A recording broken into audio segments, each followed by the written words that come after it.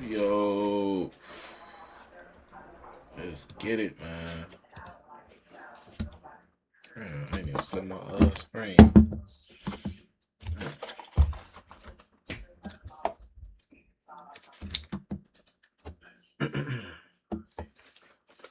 Damn, I ain't even set up my damn what's the name. Hold on, y'all. This shit taking all damn day. Damn. Turn on, bitch.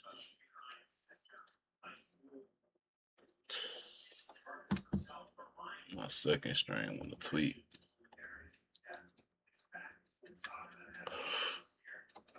I'm finna say fuck the second string. Damn. Come on, motherfucker. Why it ain't cutting on?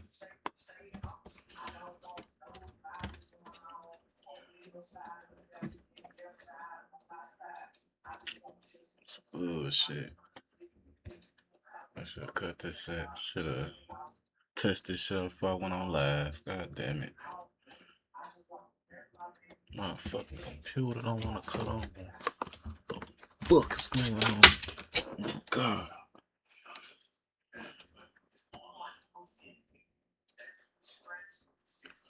It's that bald head hoe shit. Oh, I just turned off my light. God damn it.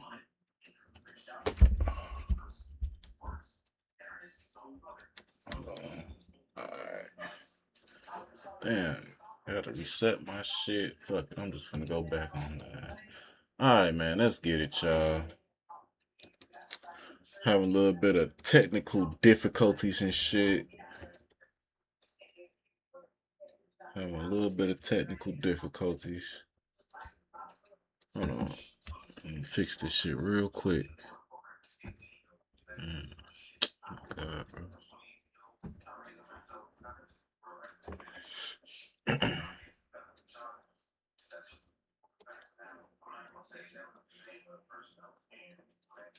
Hold on, chat, if y'all with me. Give me a split second.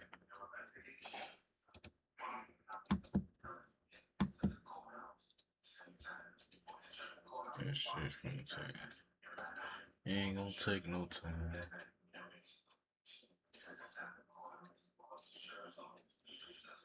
I ain't know, fuck it. Fuck it, chat. Fuck it. Alright, y'all. We finna get into this streaming university. Cenat. Let's go. 2 days in and Stream University is already off to a wild start. Oh, bro. This shit funny as hell. The first thing I put my hands on. Cuddy not in here, nigga. I don't give a Cuddy not in here. I will Cuddy not in here. Relax.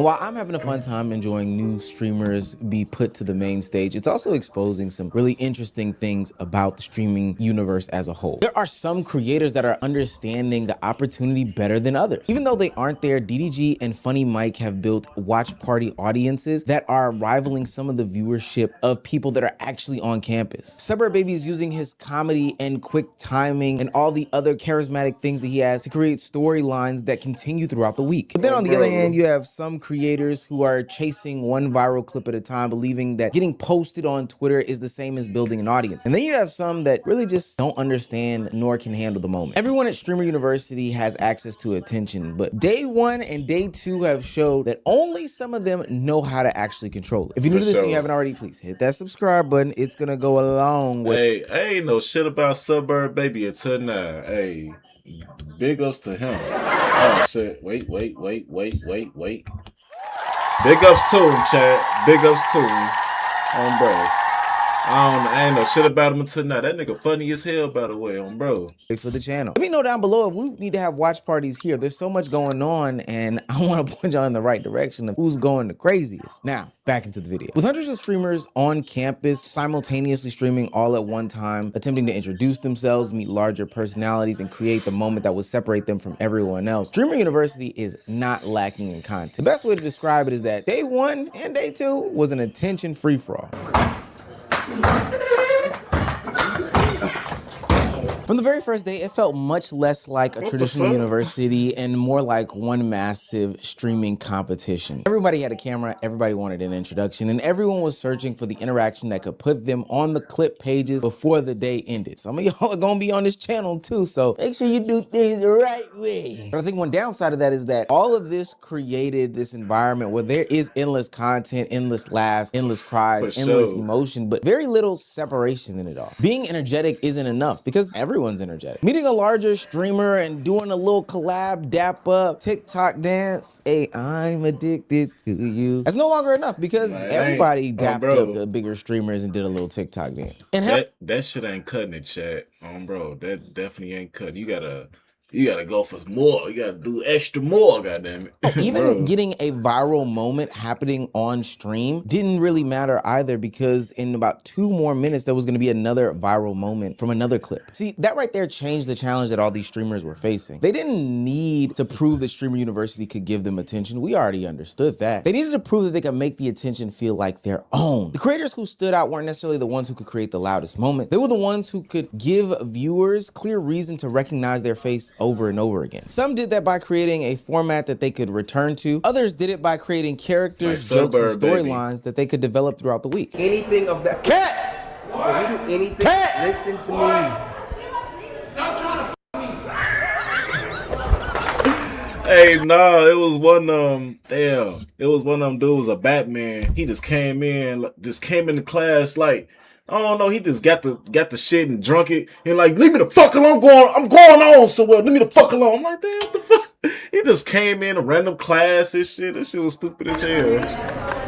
And the clearest examples to me were DDG and Suburb Baby. Both of them understood that one viral interaction would not be enough. They took control of the attention in 2 completely different ways. If you tell Silky to come up, tell him to come to your camera, and then act like you want to do a video with him or a picture, then sniff him and be like, ooh, you musty. I got 20 gifted for you. Yeah. Can you say hey to my chat? And shout yourself out. I'm Amber. Amber, Silky. Yeah, nice to meet you. All right, let's pose for a picture. Okay.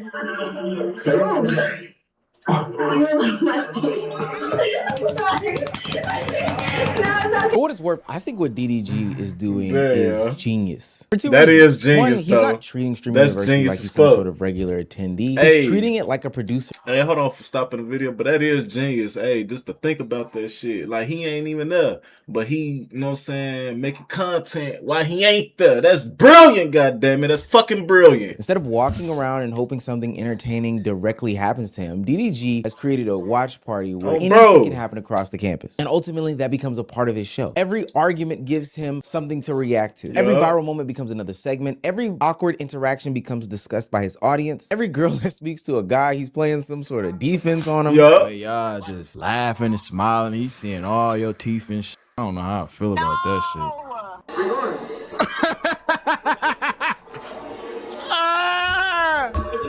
Walked away. Game is game, nigga. And how he has all these phone numbers, I don't know, but I think that it is hilarious. He doesn't personally need to participate in every major event because this format allows him to benefit from all of them. This is what makes the watch party so smart. DDG has created a system that allows him to collect content. And trust me, as somebody who went to a Love Island watch party for the finale, please don't ask me why, don't ask me how. I understand the benefits of sharing this like communal experience in a one specific place and having it emceed by somebody. It also benefits the small streamer. One, if you can get on DDG's stream as a small streamer and get exposed to the storyline that DDG produces, it brings more light and more eyes to your platform. And 2, I think for a lot of smaller streamers who are being engulfed in this bigger environment, which we will get into because the Aisha Safori, or however you pronounce her name, situation is actually pretty insane. We'll have to do a whole separate video. But ultimately, it is very hard being in this environment, this super duper improv environment. You can feel aimless. You can feel like you need some guidance, and nobody can really sit there and give. Cause like he just said at first, like, they can't capture the moment. You know what I'm saying? It's too big for them. So they like, damn, what should I do? What, like, they then they ghost from the spotlight. So you specialized instruction, but DDG seemingly found a way to do that. This is what makes DDG bigger than a participant. He becomes one of the places people go to understand what is happening at Streamer University. DDG is using Streamer University as material. He created a show that can continue every single day, regardless of which individual moments go viral. But Suburb Baby, on the other hand, that nigga funny as fuck. You got so much fucking aura, nigga. I ain't gonna lie to you. All that streaming, I want, you know, I wanted to be just like you. I ain't gonna lie, this shit I do to just be you, nigga. Like, Some of that dick riding, bro. nigga, you need to start dick riding. This dookie pookie. Anyway, This is move, nigga, move. Go to the right, move, bitch. Move. Okay. Bro, what the fuck? Okay, Poppy. He's smashing his head, bro. in a major way. He doesn't need the highest production because his personality is doing all the talking and walking. In under 15 hours, Suburb Baby went from glazing Duke Dennis to getting arrested and is running around in a prisoner outfit to flirting with a girl to no success, might I add. 30. What the fuck?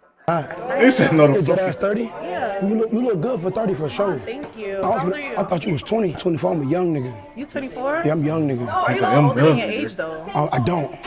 You do. I don't. You do. No, I don't. He's stupid as hell. No, I don't. I look 24. You lying? How old I look then? You look about 35. I could have Damn. had you a rich nigga. Now I'm walking away. Stop! Stop! And all three clips were different, but each one worked because of the timing and his personality. Instead of forcing the same joke over and over again, he's adapting to the situation at hand. Real deal improv. This allows him to create multiple storylines instead of relying on one viral moment to carry him throughout the next 5 days. The clips are funny on their own, don't get me wrong, but the storylines are giving people a reason to follow continuously. That's more valuable than one isolated event. The audience isn't just watching something because something happened funny one time. They're beginning to recognize his personality and understand what he adds to every single interaction. For sure. He gets an emotional response every time Suburb Baby cuts the corner.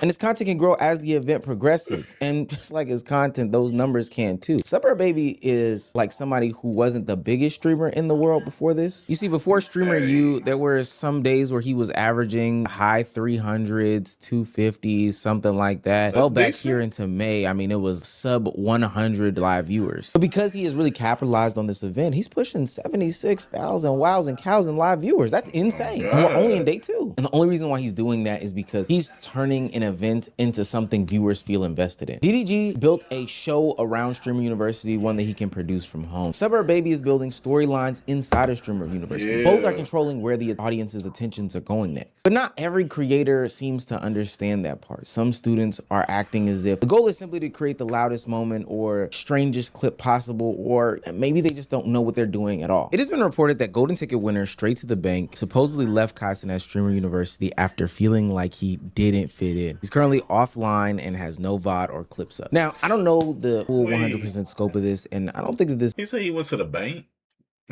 He like, fuck it, I don't fit in. I'm finna go to the bank and get my money. Ha, it's Cenat.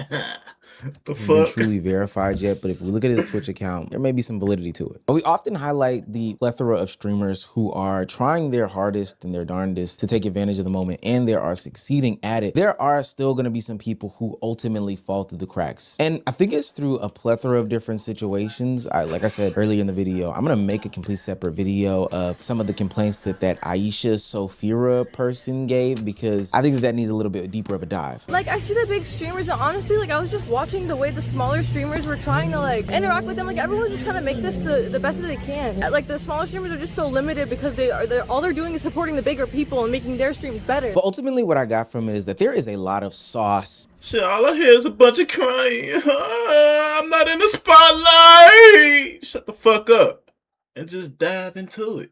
You know what I'm saying? Just do it, bro. An opportunity and chaos and commotion, but content going on at Stream University. And it's easy to get lost in that sauce. This year's professors can teach students about branding, production, consistency, networking, and turning attention into a sustainable career. But Stream University only lasts but a few days. The real test begins when the cameras leave and the students return to creating without Kai, Duke, or Agent. The creators with the right mentality will study what worked, follow up on the relationships they made during that, and turn them into moments that continue producing content. Others will leave blaming the format because they expected proximity to successful creators to produce an audience automatically. Agent and Ludwig are about neck and neck right now when it comes to the title of Professor of the Year, but Ludwig's class about Streamer University and being a streamer and all that other stuff like that was actually extremely insightful and impactful to me. You ever see the reactions of people making it into Streamer U and they pop off like they actually went to, like, made it to Harvard? A lot of people celebrate as if it is a life-changing thing to achieve. For most, it isn't. For most, making it to Streamer U is going to be a good experience that you'll remember for the rest of your life, but it will not make your career at all. If anything, your career is going to stay the same or get worse. Simply being here is not going to change your life. I understand you were probably listening to what he was saying, but take time to read that infographic. Mine is 287 average viewers. This is the average viewership change considering all active streamers who participated in Streamer U last year, plus 4 median viewers. This is the median viewership change considering all active streamers who participated in Streamer U last year. 56%, the percentage of streamers who gained 10 or less viewers or lost viewers. What I got from all of that is that even though Kai Cenat labeled one of the, or a few of the recipients as golden ticket winners, Streamer University is not a golden ticket. It's not the end all be all answer for how to be a successful content creator or streamer. But does it give you the platform, the insight, the knowledge, the ability, and all these other things? Absolutely. There's no other place and space where professors who are experienced lifelong content creators can give you the keys to make a successful career and then in real time do those things with you. I know people hear about content creation advice all the time and they talk about, yo, what's a good hook and what's a good script and dialogue, and people give you those words but then never actually do a workshop with you. But that's what Stream University is, and that's what makes this year's Stream University so much more interesting. Kai has honestly improved on the education and brought in creators who understand the system behind long-term success. And now the responsibility shifts to the students to show whether they came to build a career or simply want to be seen by someone who already has one. This year's Stream University feels a little different to me. Kai Cenat did not just invite people who know how to entertain. He invited creators who understand how to build brands, produce ideas, manage attention, and turn content into a long-term career. But better professors doesn't always mean better students. Stream University can provide the knowledge, access, and exposure, but creators still have to understand that if you don't know how to capitalize or know how to use it, then you'll be a statistic in Ludwig's infographic for next year. The people who approach this event expecting large audiences and large streamers to hand them large audiences will most likely leave disappointed, while the other creators who actually listen create their own opportunities and learn how to cultivate the attention they receive into something that will be fruitful beyond Streamer University. And there may be a creator or two who watches this channel. I actually got some confirmations that some of them do. I just asked, what are you gonna do when the bell rings? What do you— Hey, shit. Suburb, baby, I'm definitely gonna subscribe to him, though. He stood out like a sore thumb to me. That nigga funny as shit. Bro. Shit. Alright, y'all. We finna get into some Charlamagne the God. Let's dive deep into the story, man. Academics' Legion of Boom, as Charlamagne the God would describe it, is back to waging war against Charlamagne the God, even though him and academics came to a ceasefire at the end of their interview. I want that for all of us. All of us should be doing that with each other. And we can. So put that together, man. Let's go, man. Put that together. My guy. Hat. So it's a ceasefire, man. I'm telling you. I ain't never was bombing. No, you bombing. I was on defense. Okay? You're bombing. I was on defense. We gonna fix all of this, man. Yeah. All right. But it looks like Grand Wizard, who runs the Academics TV page, ain't trying to hear none of that, bruh. Obviously, Grand Wizard and Charlamagne have their own personal beef. Grand Wizard has a problem with Charlamagne for posting his face and his home on his podcast, because before Charlamagne the God posted Grand Wizard's face and home, nobody really knew how Grand Wizard looked like. He was kind of just anonymous, internet mystical figure lore until Charlamagne the God kind of revealed that on his podcast. So clearly, Academics and Charlamagne have squashed their issues, but Grand Wizard still holds some resentment towards Charlamagne the God until I guess they can have a conversation. But Charlamagne said he's not open to that whatsoever. So Grand Wizard posted, Wildin' Out star Amber Diamond has recently attempted to contact DJ Academics for an interview about Charlamagne the God's recent affair on his wife. He allegedly gave her $250,000 to not leak this information. If Amber Diamond sounds familiar, that's because you've heard Wack 100 mention her on the Adam and Wack show. When Wack 100 was discussing Charlamagne the God, he claims he had a lot of receipts on Charlamagne the God, and Amber Diamond was one of the receipts he brought up, claiming he has her in his back pocket, and she has been talking and revealing information about Charlamagne the God. Now, I don't think the purpose of Grand Wizard posting this information was to get Charlamagne the God canceled, because for the most part, I don't think anybody expect for Charlamagne the God to get canceled off of cheating accusations, bro. All right. Like, there's nobody is gonna hear this and say, yeah, let's cancel Charlamagne the God. Or, yeah, God darn it, I'm never listening to Charlamagne. Yeah, I ain't never heard nobody got canceled because they got caught cheating and shit. Yeah, that ain't a good one. God again. Bro. I think this is Grand Wizard striking back at Charlamagne the God's personal life, because Charlamagne the God posted his face and his house on that podcast. Grand Wizard is out for blood. But it doesn't just stop at Grand Wizard. Wack 100 and Adam would also release a clip earlier today where Wack 100 is still exposing more information about Charlamagne the God. He's not really abiding to the ceasefire. Now, they filmed this episode of the Adam and Wack show before Charlamagne the God and Academics dropped their interview. However, they did drop their podcast after Academics and Charlamagne dropped their interview. So they had time to kind of cut out the segment.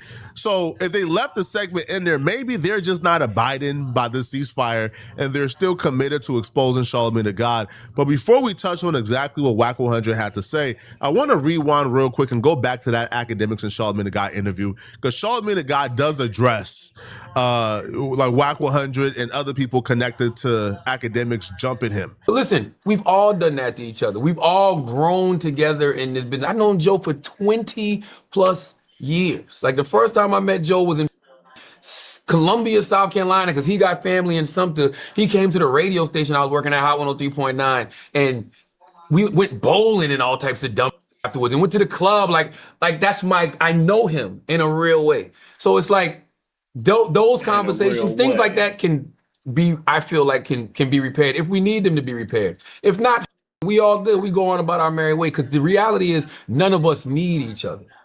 So when I'm saying what I'm saying right now, I'm only saying it because I think that's the right thing for us to do. We got to make a good example for this next generation. Some of that, by the way, some of this next generation, I'm not. There's a lot of people on your side. I'm never. You're gonna have to make a change. No, and then change some of them. Good people over there, man. That's you did with them Legion of Doom, man. Okay. Now, like Teenage Mutant Ninja Turtle villains. Ooh. All of them. That's an example.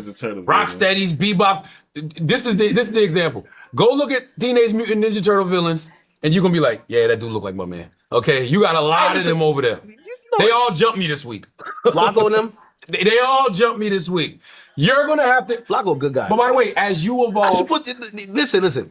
They got a lot of influences from me. I got influences from you. I want to address this because my name came up. I don't hate Charlamagne the God.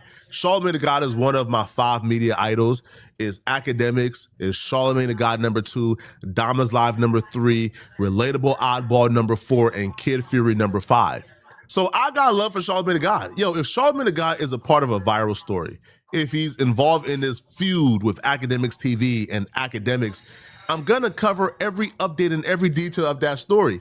Now, if I give my opinion because I disagree with Charlamagne the God, that's because I just disagree. I don't hate him. Yo, you can't pull up nothing to where I'm pulling up 40-year-old paperwork and going personal with Charlamagne the God and accusing him of things. I got backlash a couple of years ago for saying, hey man, I don't like how this is going. Right? So I don't have nothing personal with Charlamagne. I don't go personal with Charlamagne. When his wife comes up, again, I'll blur her name, I'll blur her face. I do not do nothing vindictive when it comes to Charlamagne the God. I just give my opinion on stories. Sure. As simple as that. I can even give you proof I don't hate Charlamagne the God. When Van Lathan was at No Jumper a couple of years ago, Van said, yo, Charlamagne the God seen your wax video. I told Van, yo, listen, if Charlamagne the God feels like I've ever said something that was inaccurate or just wrong, or you know, it was crossing the line. Yo, tell him tap in. I'm a sponge. I'll listen. Right? I'm always open for a discussion. I'm not somebody who's going like who's doing things that's like spiteful. I just don't do that. That's just not me. I even told Art, which is I guess like Charlamagne the God's like mentee. He's around Charlamagne the God, bro. I told Art like damn near a year or two ago. Listen, I admire Charlamagne the God. Again, if I ever said anything to where he feels like it's incorrect and is wrong, and he wants to correct the record and he can provide receipt, bro, I'll have a conversation. I'm a sponge. I'm humble. I have a friend called Art. Art is close to Charlamagne the God. I told Art, I think like a year or two ago, yo, listen, do Charlamagne the God offer mentorships? I'm starting to scale. I'm trying to figure out the proper systems to really scale this. I never heard back. All right. I never heard, you feel me? I never heard back, right? But I don't take that personal. Bro busy, right? Or bro just don't want to, right? And as he said in this interview, man, he don't ever want to communicate with me or any one of us. Yo, bro, that's fine. You feel me? Like, that's fine, right? Like, you feel me? Like, I've kind of honed into what I got going on. And, yo, that's cool. I just don't ever want it to be misconstrued as if, yo, I got beef with anybody on this channel that I cover.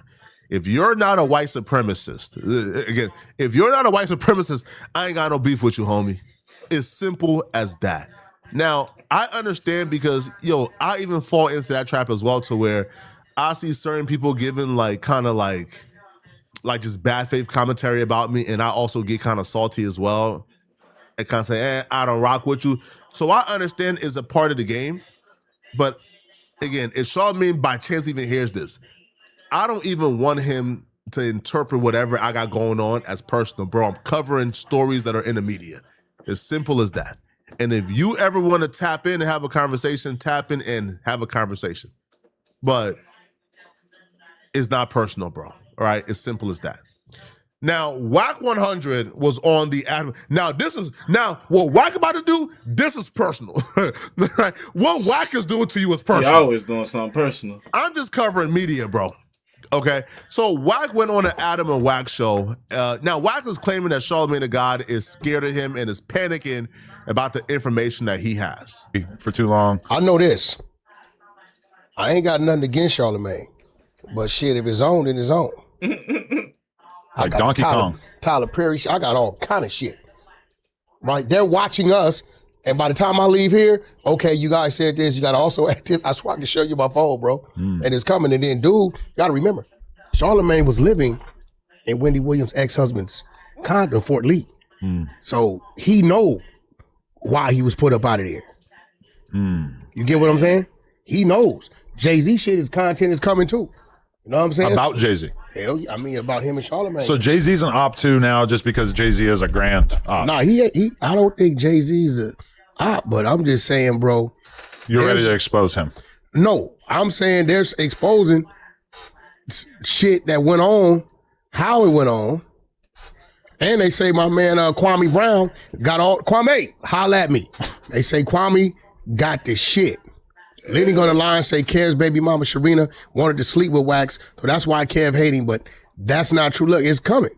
There's a guy from town, Kwame Brown, has some facts on Lenny that can't be tracked back to me.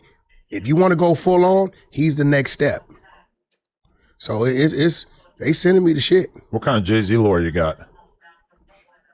No, I mean, I fuck with Jay-Z, but they're saying that some things went on with old Lenny and Jay-Z, with how he got fired. But I do know this. I bet DJ Envy got fired.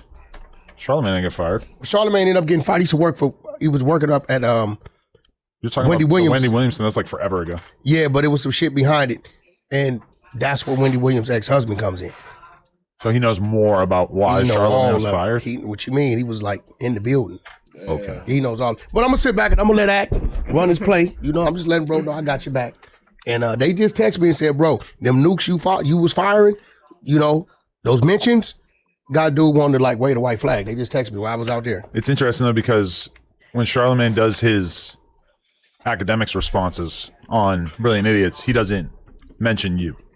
Hell no, you're too treacherous for him to acknowledge that you exist. Has he ever talked about you really? I know him personally. Right. But It's different if he talks about you on a podcast.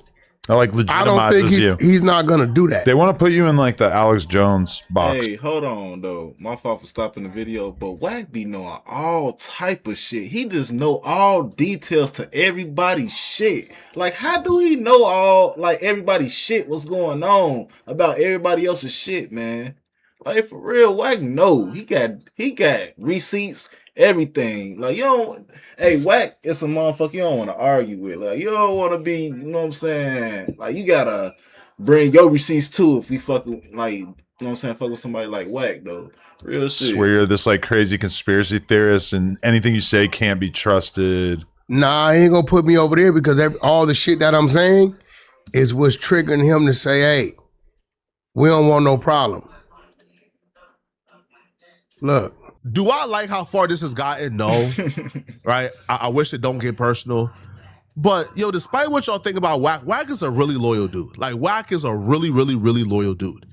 And if Wack and Grand Wizard had built a rapport, Wack sees Charlamagne the God posting Grand Wizard's face, his home, like, in the middle of a very, a very popular podcast.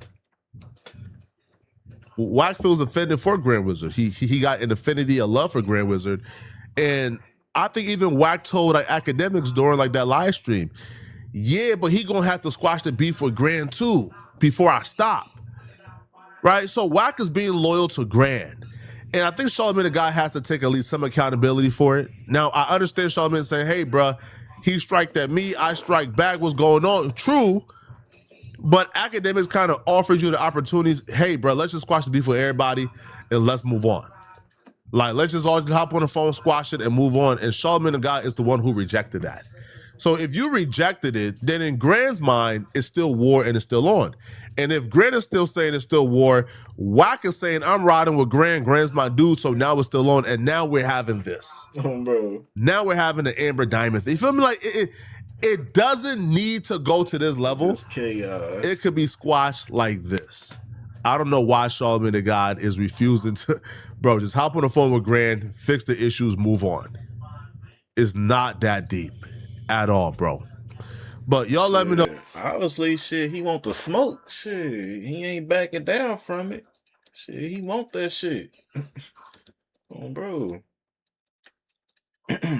Nolan Wells' parents received.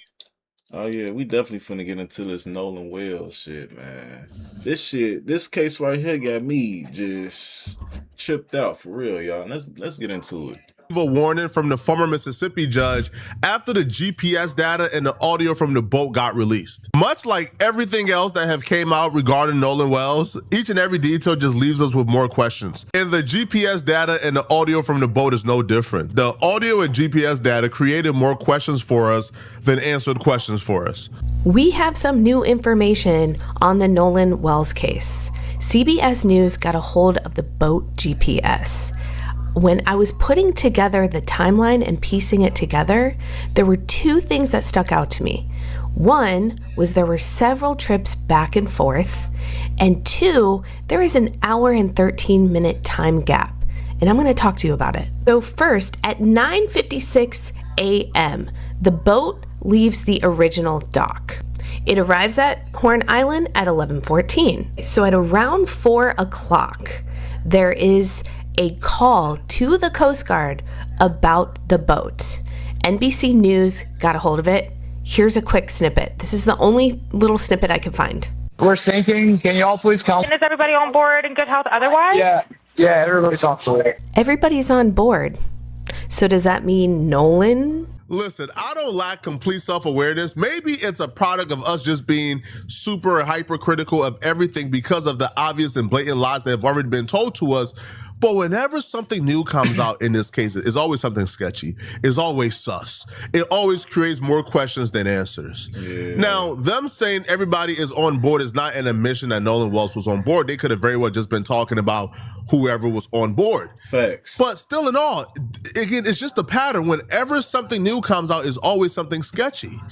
Now, the next part, the GPS data, that is the one that created more questions than answers. Like, that's the one that a lot of people is hyper-focused on right now, because the GPS data shows, so they left the island They was on the northwest part of the island. They was trying to leave. Their boat started to sink. Now, apparently they was offshore enough to where they couldn't just swim back, so they had to call for help. Now, the part of the island that they was sinking and needed help from is apparently the exact same side of the island where Nolan Well's body was found. Now, as you know, we've been following this story, and what we have now noticed is that the call looks to be made in the same area Nolan's body was found 2 days later on Monday. As local outlet WLOX stated, around 8:45 a.m., Sheriff Ledbetter confirmed authorities received a call reporting a body found at the northwestern tip of Horn Island. The body was discovered by a U.S. Park Service ranger. Now, this clearly now gives us a better understanding that when the friends allegedly last seen Nolan at 3 p.m., they would make a call about the boat taking in water and needing of a tow. GPS data graphics would again also confirm they were located on the northwestern tip of the island. Now, at 4:31 p.m., they would eventually be towed for about 2.7 miles out before returning to normal operation and headed back to land. Now, after gathering all this information, it now seems for some that Nolan's incident, given that his body was found in the same area, had to have happened between the call at 3 p.m., when they stated to last seeing him, and when they would be towed away at 4:31 p.m. With all the evidence now coming out and there's talks of a grand jury, people are getting excited that Nolan Wells is about to get justice. That Nolan Wells is finally about to get justice and people are going to be held responsible. But former Mississippi Judge Carlos Moore, he released a video where he says, hold on. And he sent a message to Nolan parents saying, yo, don't let these people trick you and fool you. It looks like they are trying to get Nolan justice. It looks like they're trying to do the right thing. But I've been fooled by these people in the past. This is just how they do it. They're going to find a way to undermine justice. Do not get fooled and tricked into thinking the DA is on your side. They're not. And I think this is a very important thing because this is a former judge within Mississippi. He's a current and practicing attorney. This is somebody who knows that system all too well. And he knows the very same people personally who's going to be prosecuting this if it does become criminal. And he's telling the parents, yo, heed this warning. These people are not your friends. They come across as super nice. They come across with a Southern charm, but they ain't your friends and they are snakes. So much has transpired. So we are now on day 11 since the disappearance of Nolan Wells. Day 11, and there has still been no arrest. To me, that is unacceptable. That is unacceptable because we know on day 1, had there been 3 young black men to return to the mainland from an island and 1 white young man left there who disappeared, who died, under suspicious circumstances, we know within 1 day of beginning an investigation, with all the suspicious activity that we know that have occurred here, if it occurred in that situation, we know that there would have been arrest by now. Hell yeah. So it's still unacceptable to me that no arrests at all have been made for any particular crime. And I've laid out a litany of potential crimes that members of law enforcement, if they were doing their jobs unbiasedly and thoroughly, could have made by now. One of the theories that he laid out. That's crazy, man. If they get off with this shit, that's some bullshit, man. For real. Like, how many times that, you know what I'm saying, the system gonna keep failing us? We see the system keep failing us, and we gonna keep on, you know what I'm saying? You know what? Vote. All right, fuck it. To me, is a theory that should satisfy both sides. If you are somebody who believed that Nolan Wells drowned because he was drunk or he was drinking, or if you're on the other side, which is we believe that Nolan Wells was murdered or he was pushed off, but this was not no accidental thing. Well, his theory satisfies both sides. His theory says, okay, if you believe Nolan Wells drowned accidentally by himself and there's no foul play, then you should also be in favor of arresting the people who provide Nolan Wells that liquor. Nolan Wells was under 21 years old. So if somebody provided Nolan Wells that drink, that liquor, that beer, or whatever he was drinking that caused him to drown accidentally, then we should all be in favor of arresting that person, right? Why aren't you in favor of that? Because if somebody gives somebody drugs and they overdose, that person is going to jail for a very long time. For real. So shouldn't that apply here? Right? See, but it's not about, oh my God, no, it's never about the truth. It's only about how do the people that we like and love avoid and dodge accountability?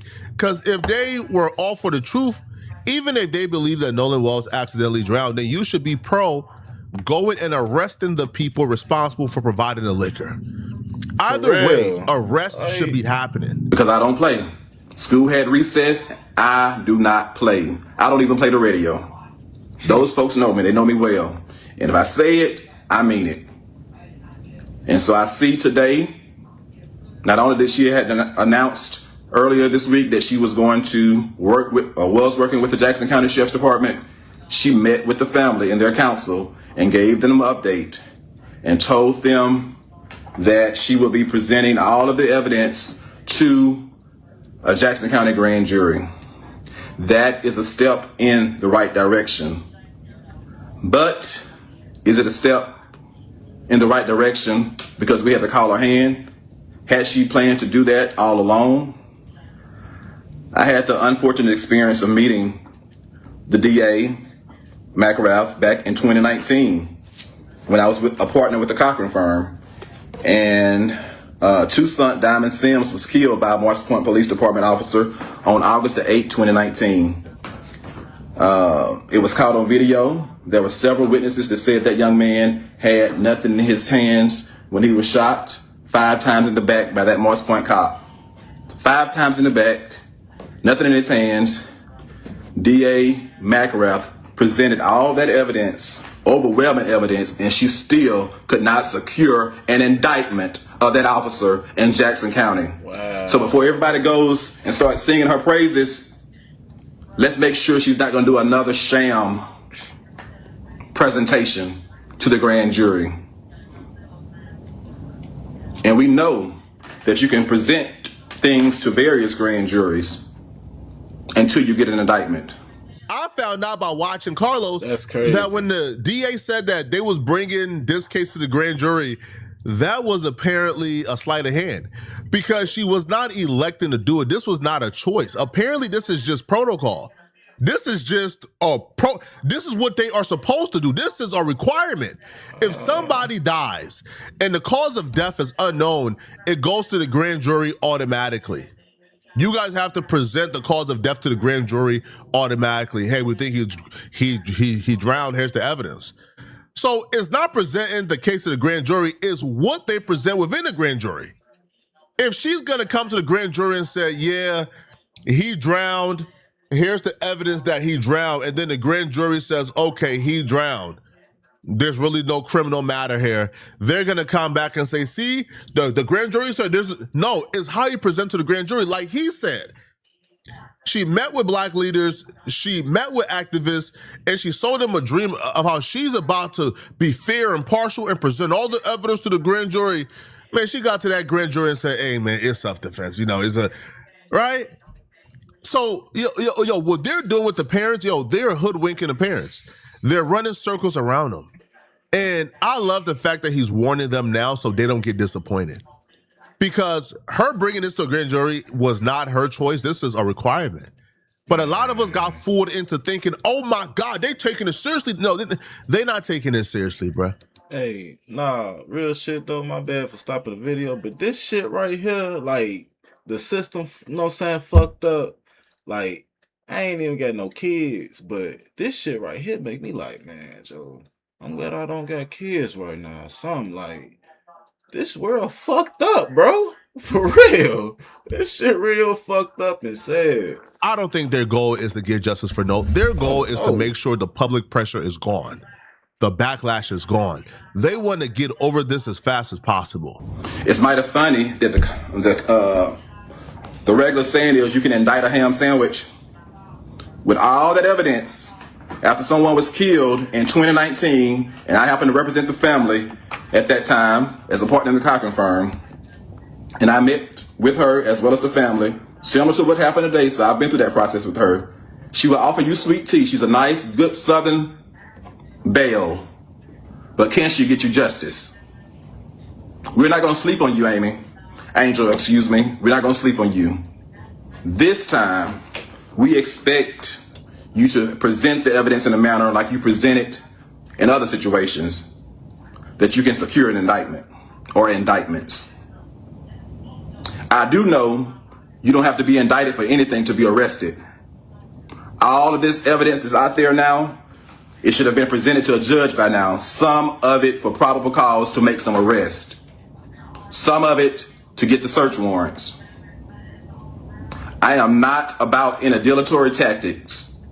You're not going to punt the ball and put it on the grand jury.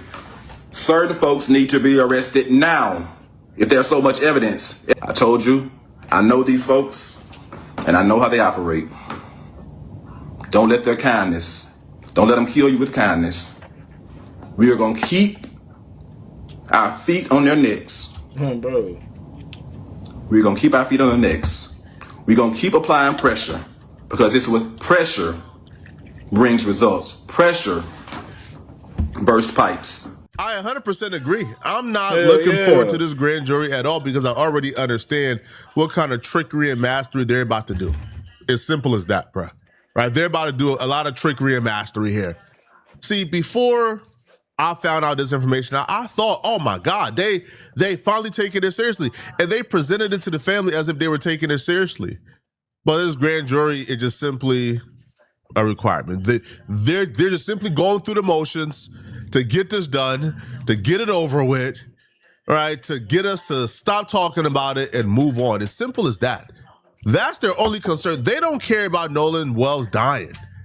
They don't care. And their actions have proven it. They care about the backlash. They care about the uproar. They care about the national attention on his little town. And they want the national attention to go his way as soon as possible. But this is just sad, man. I'm glad he's warning the parents right now so they understand what they're getting themselves into. Y'all let me know in the comment section, what do you guys think about this, man? If you're still watching this video and you want to watch another good video. Nah, shit is fucked up though, man. Like that's just like if I had a kid, man, I want to know what to do in that situation, bro. I lose my motherfucking mind, bro. I try to go Rambo or something, like just try to go out and kill some shit. I don't know, bro. I just go crazy. My son! Oh, bro.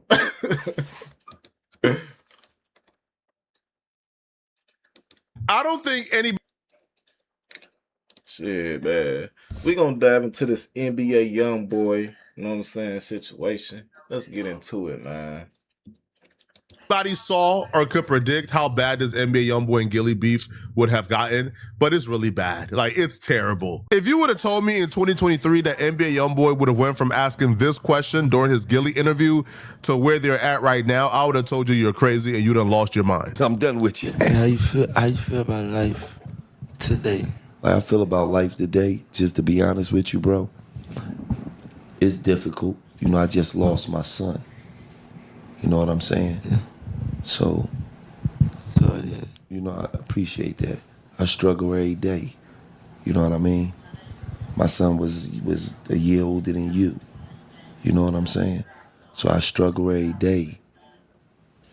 You know, when I wake up, that's the first thing I think about. You know what I'm saying? So, but I also know that I gotta be strong for my family. What makes you happy?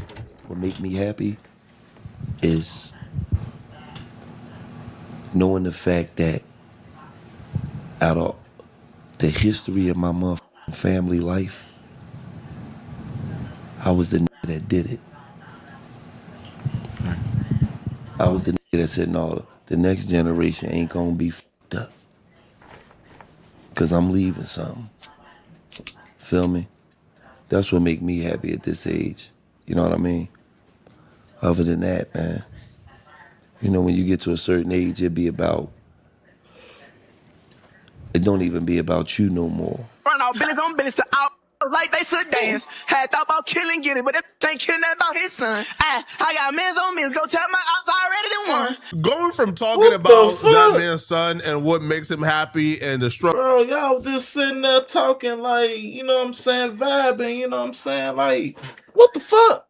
You just turned around and say, this fucking son and... Alright, bro, you crazy. Struggles he passed since his son passed away during an interview to then bringing up that same son in a diss track towards him is absurd, is nuts, is devilish, is evil. But again, I don't know what exactly their beef is. I don't know where it stems from. Now, we have an idea, and we'll discuss a couple of our ideas and theories and, you know, and things that Gilly has done to antagonize YoungBoy in the past. But I don't think nothing Gilly has done has quite amounted to NBA YoungBoy putting his dead song in a diss track. But NBA YoungBoy says something in that song that's a tad bit inaccurate. Now, before we get to Gilly's reaction and what I think stemmed this, NBA YoungBoy was inaccurate. When YoungBoy said nothing dropped or he ain't do nothing about his dead son, that's cap. And that's a lie from the pits of hell. If you've been tapped into this entire Philly war, Philly saga, then you know that the person who killed Gilly's son died a pretty brutal death. Oh, yeah? And if you know what's going on, his death could be attributed right back to Gilly and his family. Let me explain. We got to go all the way back to this Shannon Sharp interview that Gilly did, because during this interview with Shannon Sharp, Gilly actually confirmed who killed his son. I just read, I saw about the 17-year-old basketball player, straight A student. Am I wrong, Gilly? It used to be like the athletes, they got protected. Right. Nobody touched them. Hey, he good now. He gonna be what, you know, they're gonna be talking about the block. He from the block, he got out. They protected those guys. What happened? That's who killed my son. Damn. Folks did it? The 17? Damn. Yeah. The 17-year-old basketball player that just got shot 17 times? Yes. That's who killed my son. Really? Yes. What was that about? Well, it wasn't for my son. Your son happened to be there? Yes. Oh. Them blocks is beefing. They going through it. My son just so happened to pull up out there 5 minutes. They come to shoot the block up. My son's not from that block. He don't, you feel what I'm saying? Yeah. He just so happened to be in the wrong place at the wrong time. What the? That's how deep it is. Bro, he has the potential to get out. Right. And he living that life? No. But see, you don't understand. He got videos out where he got a jerk mask on. Right. Bunch of guns in his hand. So these kids is influenced by all the wrong things. Right. I watched this back and I still refuse to believe that Shannon Sharp didn't know that Noah Scurry is who killed Gilly's son. Shit, I ain't know. I didn't know that. Now, he brought up Noah Scurry because Noah Scurry is like this kid from Philly, 17-year-old, went viral for being killed because he had a 4.0 GPA. But the streets kind of knew that Noah Scurry was responsible for Gilly's son's death after Noah Scurry was killed. I think I had a video out already telling people that Noah Scurry is who murdered Gilly's son. So Shannon Sharp knew what he was doing, but nonetheless, though, Gilly, answered truthfully. But here's the thing. Now, when YoungBoy says Gilly ain't get no get back, that's lie. I like that. That's cap. Have y'all seen how Noah Scurry passed away? Have y'all seen the execution style of how they got Noah Scurry? Shit, if a nigga got shot 17 times, I'm pretty sure that's far from execution. That's execution style, nigga. Did y'all see who was on social media celebrating Noah Scurry's death after the fact? Now, this is before the world knew Noah Scurry killed Gilly's son. You know who was celebrating Noah Scurry's death? You know who posted, "He's dead, now you can rest in peace, cheese"? You know who posted that? Well, here's the Noah Scurry story. Details on the homicide investigation of 17-year-old Noah Scurry. He's the star student athlete gunned down outside his home in front of his mother while getting ready to head to Samuel Fells High School. And that's where our Kelly Rule is live for us tonight. Kelly, what are you learning? Well, Sheba, police say they are looking for at least 2 people for this homicide, possibly a third, and they believe they do have the vehicle that was used in the crime. But tonight, law enforcement sources are telling me they believe Noah Scurry appeared in a rap video with guns that was posted to social media the day before he was killed. Officials as 17-year-old Noah Scurry. It's a horrible day. This is something that no one imagined. The student, according to police, was getting in the car on his way to school behind his house with his mom. So this is something that is quite unimaginable. When you hear about the crimes that Noah was allegedly involved in, it would somewhat make sense when you hear the manner in which he died. They walked up while he was in front of his mama, getting in his mama vehicle, and they murdered him in front of his mom. For something like that to happen to you, bro, they would have had to have such malice, disdain, hatred in their heart for you that is unimaginable to even explain or try to come. Man, they said, fuck the mama, nigga. I'm finna kill you. Oh, bro, they got that get back. Comprehend. Yeah, their hatred for Noah could be explained if Noah was walking up to people with switches taking their face off. Shit. Now, shortly after his death, a few hours, the murder vehicle was located. It was a white Jeep. And a day after the murder vehicle was located, one man was taken into custody for the murder of Noah. I believe that 3 people could be involved, but one man that's currently in custody is C-Baby, which is Gilly's nephew, YG Chee's cousin. Now, it's currently unclear why police is speaking to C-Baby or why or what they believe his role in Noah Scurry's death is, but C-Baby is currently in custody. Now, the interesting thing about this is, before C-Baby got arrested or got detained for Noah Scurry's murder, C-Baby had a very interesting IG post. C-Baby is keeping it true to the street code, man. The body ain't worth it if the streets don't know you did it. So, after allegedly catching the body of Noah, man, he's on the IG story dissing Noah. My FanDuel ticket cooked. Just know they did it first, blood, whole. He went ahead and said, I feel sorry for his mama, clown, broken heart emoji. But this right here is the post we got to pause on. He would write, get your rest, Cheesy, that boy gas now.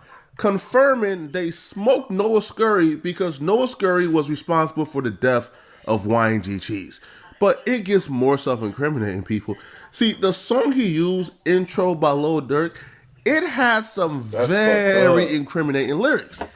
On the intro, Lil Durk rapped, see, the one that killed my blood, laying in blood, I can rest. Now, obviously this applies to the situation, but it applies to the situation in a deeper sense.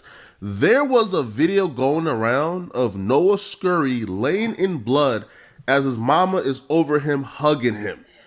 This right here is not just... this is nigga, that's some real fucking brutal ass shit, bro. Like real talk. Like god damn, nigga. Fuck. Shit, I can't even find a motherfucking song. Fuck it, I ain't gonna even press it. God damn. The most self-incriminating thing I ever seen, bro. Ever. Yo, at this point, me and the police do the same job, bro. We look at IG for a living and we get paid for it. The video of Noah Scurry is, bro, one of the most graphic, horrific things I've ever seen in life. Like, he's in a puddle of blood. His mom is holding him, crying over him. That's fucked up, though. They made sure he was dead before they left. It was like no chances taken. Like, they literally stood. So it was terrible. Like, it was horrible.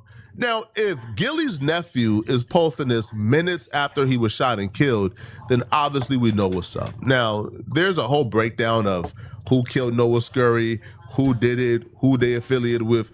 I'm not about to get into that. But NBA, first off, the diss that NBA YoungBoy saying is just inaccurate, right? Gilly don't need to do anything about his son. His son's killer is already dead. And Gilly's family was on. Not only that, right? His family did that shit. God damn it. Social media celebrating the death shortly afterwards, before the world knew that he was the killer. So, which already tells you what's up. Now, when Gilly responded back to YoungBoy, he kind of wanted to say exactly what I just said, but he couldn't. So he said it in so many words. I'm an old school man. All right. We don't say what we was going to do on the internet and all that type of. That's kids. You know what I mean? Like if you was going to do something, you would have done it. Yeah. So Neff, that's rap music, man. Yeah, that's like rappers what they make call rap it, music. Rappers make rap music, man. That's all it is, man. It ain't nothing, man. I don't feel no type of way. You can't make me feel some type of way mentioning my son. That don't hurt. I already come to grips with what happened, bro. That don't. You think you going? That don't make sense, bro. I already came to grips. That's why I'm laughing, because I'm like, you somewhere on the rocks and smoking. Bro, I'm moving on. What I'm saying? Moving on. So listen, man. I ain't even. You see where I'm at, man. Chilling. I don't feel. I'm not threatened. Chilling, chat. Yep. You gotta laugh at this. Yeah, man. You know what the people want, that they want you to say something like, you already know that. But, bro. You're younger than my youngest child, man. Hey, folks in the background need to shut the fuck up, though. I hate when they do that little squeaky voice talking shit. Come on, man. He'll come down off these right, steady on. He'll be alright. Yeah. Sometimes you take too much of that shit, man. You know what I mean? He'll come down off that shit. He'll be alright. He even attributed YoungBoy's crash out to drugs or him being on drugs. Now, YoungBoy does look like he's on something. I don't know what it is. Now, a lot of people believe that YoungBoy woke up and is dissing Gilly because of Gilly's affiliation with Lil Durk. So what I heard was, yes, but not quite. So folks believe that it's because Gilly and Wallow did the interview with Lil Durk. No, that interview with Lil Durk was 4 years ago. 4 years ago. The Gilly and NBA YoungBoy interview was about 2 years ago. So NBA YoungBoy did the interview with Gilly even after Gilly did the Lil Durk interview. Now, we know that YoungBoy dissed Future because Future was on stage with Lil Durk rapping the NBA YoungBoy diss track. So we know YoungBoy is not above beefing with people because of Lil Durk, but I don't think this is the case. Now, people would also point out to, Gilly dissed YoungBoy when Gilly and YoungBoy was trying to schedule the interview, and Gilly was like, stop asking him to interview people who want to get rough drafts and they want to, like look over the footage, and he's not doing that. But they still did the interview after Gilly came online and dissed YoungBoy and his team for trying to control the interview, before they came to actually do it. So that's not it. What I think it is, or what I was told it was, is Gilly refused to do the interview with YoungBoy after Lil Durk went to jail. See, NBA YoungBoy was reaching out to a lot of people. He reached out to Rakai. Joe Budden. He reached out to a lot of people. Wait a minute, he reached out to Rakai. What the fuck, Rakai? I don't know. To do an interview because he wanted to do interviews. Now, for some reason, they reached out to Gilly and Wallow. Gilly said no, he's not doing it due to his alliance and allegiance to Lil Durk. That's what I was told. And I was told that rubbed off and pissed off NBA YoungBoy really badly.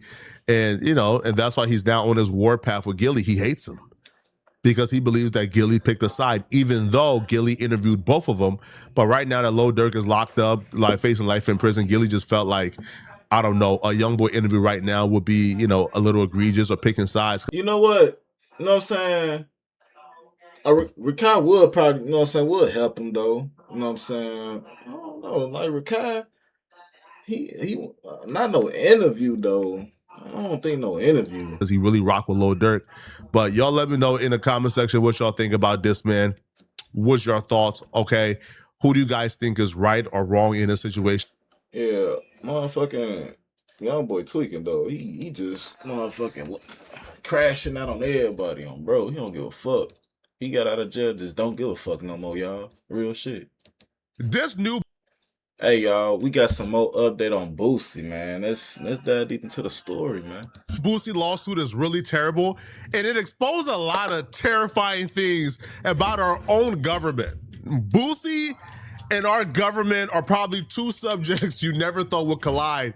But this lawsuit kind of merges a lot of things that's just outright scary. For the last couple years, Boosie has been doing everything in his power to stay out of jail.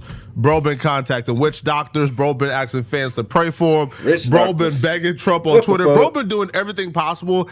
And it all stems from the federal charges he caught in San Diego. He was facing up to 15 years in jail. On to a little more serious news here. A well-known rapper with a big following on social media could be headed back to prison after he pleaded guilty to a gun charge in federal court today.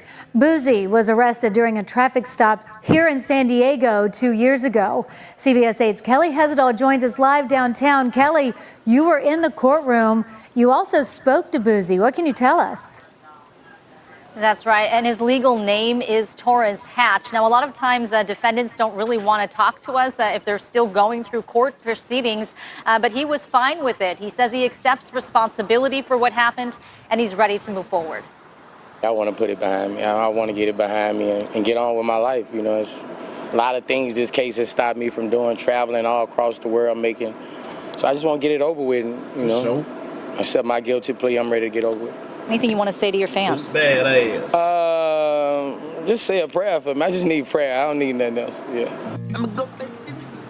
And his attorney provided us this video of him performing on stage. Now, Hatch, known as Boosie to his fans, now awaits sentencing. He's a father of 9 kids. His fiance was with him in court today. So some background on this case. It stems from a traffic stop in San Diego in May 2023. Hatch was arrested in Choias View after police found 2 guns inside a vehicle he was riding in. Now, Boosie pled guilty to those charges in August. He was looking at 15. Fuck you riding with guns for, nigga. The hell, nigga? You still got ops, nigga. How old you is? God damn, nigga. Shit. Years in prison. His sentencing was November, but it ultimately got pushed back to January. After pleading guilty in August, he was still looking at 15 years. So he met up with 2 men at the advice of his attorney in September. The 2 men he met up with in September is Jack Berkman. Hey, my fault for stopping the video, but damn, nigga, like, shit, you know you a felony. Why you riding with the shits, man? Like, real talk, bro. You tweaking, though. And Jacob Wall. Now, he met up with them asking for help to keep him out of jail ahead of his sentencing, which was supposed to be in November. Now, the 2 men he met up with, Jack Berkman, he has a company called Berkman and Associates. He's a professional lobbyist. Boosie had took a plea deal, but he didn't want to leave anything to chance.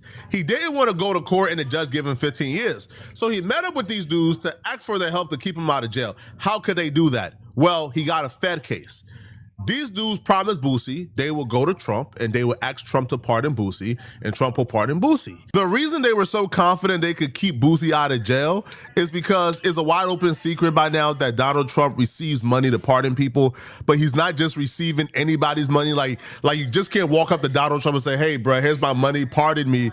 You have to go through lobbyists. You have to go through a middleman. You have to go like, hey, folks, come on, pardon me, man. Here go a couple of, you know what I'm saying, 30,000, you know what I'm saying? Pardon me, folks. You know what I'm saying? Bro. Through somebody that can keep it discreet, which is why you see NBA YoungBoy got pardoned. He paid. Kodak Black got pardoned. He paid, right? The labels is paying for their artists to get pardoned, right? Because, again, it's a smart business move. Why keep YoungBoy in jail who can make you $30 million when you could pay $1 million to get him pardoned?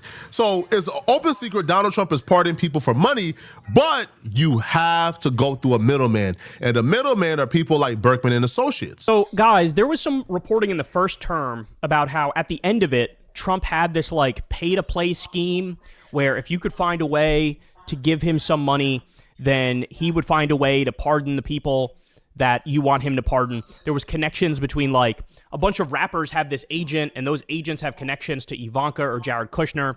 And behind the scenes, there was a lot of movement where it was like, hey, we'll give you money. You got to pardon this rap, Kodak Black, Lil Wayne, all these other people, random people who you would think, why is Trump pardoning this person? It's so bizarre. It's so weird.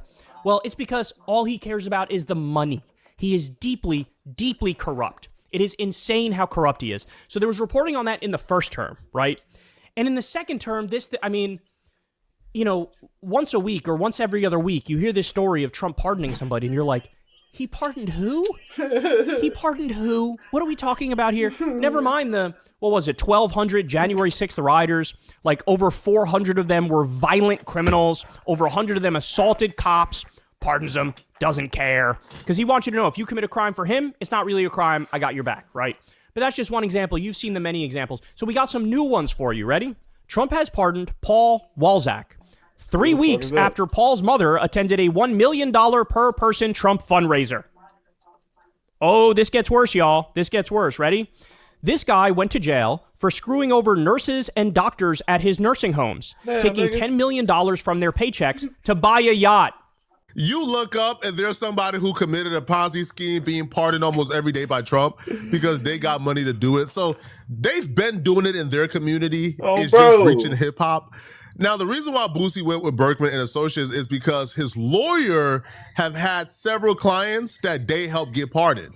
So Boosie was almost confident that these were the guys who could get him a pardon. So they came to an agreement with Boosie where Boosie would pay them $600,000 for consultation. So the scope of services that Boosie paid for is a consultant is retained by client Boosie, Torrance Hatch, to provide exclusive strategic advisory and advocacy services for the sole purpose of seeking and securing a full presidential pardon for the charges to which client has pled guilty in a matter of United States versus Torrance. It's the gun case, like you guys know, okay? So the primary and exclusive objectives of this engagement is to obtain a presidential pardon. So they were supposed to get a pardon. Now, this was not a, hey, we're gonna get a pardon, and if we don't get a pardon, hey, bro, we tried, but you're just paying us for advice. That's not it, no, right? They actually put, listen, conducting high-level strategic outreach and direct lobbying with key officials within the White House counsel's office to ensure the pardon petition receives thorough and favorable consideration. But he didn't just pay for advice, he paid for guarantees. So this was signed September 25th, a month after Boosie pled guilty. They had until January 31st. Now, this is a typo right here, by the way, because this was signed September 25th, 2025. This is supposed to say January 31st, 2026, but the agreement was, I guess this is like a rough draft that was later like edited and remanded. But the agreement was they will give Boosie a pardon by January 31st, 2026, whichever occurs first, okay? The pardon, close of business days, or January 31st, 2026. Now, if Boosie does not get the pardon, they would offer Boosie a refund. So it says right here, if a full presidential pardon for the matter is not secure for the client by close of business on January 31st, again, this will say 2026, consultation shall refund $300,000 to the client. The refund is conditioned upon the following procedure. So they would keep $300,000 for themselves because they did the work and they contacted the proper officials and they went through and did everything. But if they cannot secure the pardon, you would get $300,000 back, which I'll be real, if you have a criminalistic mind, this is like the perfect business to be in. Yeah. I could charge people $50,000 to get them a presidential pardon, but I say, hey, give me $50,000 for me to do the work. And if you don't get the pardon, you get only $25,000 back. I could take people money all day. Like, either way, you still win. You lose, you still win. You know what I'm saying? Like, what the fuck? Oh, bro. Just give them half the money back once the time frame is over and do no work at all. I don't know why anybody would agree to this. I'm in the wrong business, man. That's like a guaranteed jug, bruh. Take money all day and refund half. That's about it. That's a finesse business right there. I ain't gonna bet. So, the refund will be under certain conditions. The client must submit a written request for the consultant for the refund. Consultant shall return the funds within 3 business days of receiving the client's written request. The funds shall be transferred via bank wire to a bank account designated in writing by the client. The payment schedule, the entire retainer fee of $600,000 is due in full. So he pays $600,000. Now, here's the thing. Boosie pled guilty in August. Boosie's sentencing was pushed from November to January. Boosie was ultimately sentenced, I think, January 13th. After Boosie was sentenced, He never received any jail time. He received a suspended sentence. So he got probation plus a suspended sentence that kept him out of jail. So January 13th, Boosie found out, okay, he didn't have to go to jail, but he still has $600,000 of his money out there for a pardon that had not come yet. So once the deadline of January 31st had passed, Boosie then put in the refund to get his $300,000 back. But these criminals told Boosie, but we can't give you back the money. We can't give you back the $300,000, even though that's what the contract says, even though that's what we agreed upon. And you know why they can't give Boosie back the money? Because according to them, due to overturned costs, we are effectively bankrupt. Damn. Right? The company is bankrupt, bro. We can't give you back the money because we're in bankruptcy. That's Sorry, we don't crazy. got the money. Now, Bergman and Associates said in a statement, no provision to return half the fees was ever actually agreed to. This is the first known, oh my God, this is a nasty. They sent Boosie the contract. Boosie signed the contract, gave it back to him, and kept a copy. But I'm assuming that typo of January 31st, 2025, instead of 2026, gives them a way out because the contract, I guess, is like void and void. Who knows? But I don't know. So they told Boosie via text message, hey, bro, we can't pay you, right? We can't pay you, bro, because, well, you know, we're in bankruptcy right now. We don't have any money to pay you. Then they wrote to this news article, hey, we actually never agreed to give him half, even though that's what the contract says. That's what they told Notice. And then when TMZ contacted them, they told TMZ a whole different story. Boosie just got finessed and jugged. Yo, they legally just robbed Boosie. They're giving different stories to anybody who asks. They tell Boosie we bankrupt. Tell this other publication, well, we never agreed to that. And now look at the other excuse they just told TMZ as to why they can't pay Boosie back the money. They tell TMZ, listen, Boosie has no reason to be unhappy. In 30 years of lobbying, I doubt we have ever done more work and harder work. The provision in the contract he is referencing was never agreed to at all.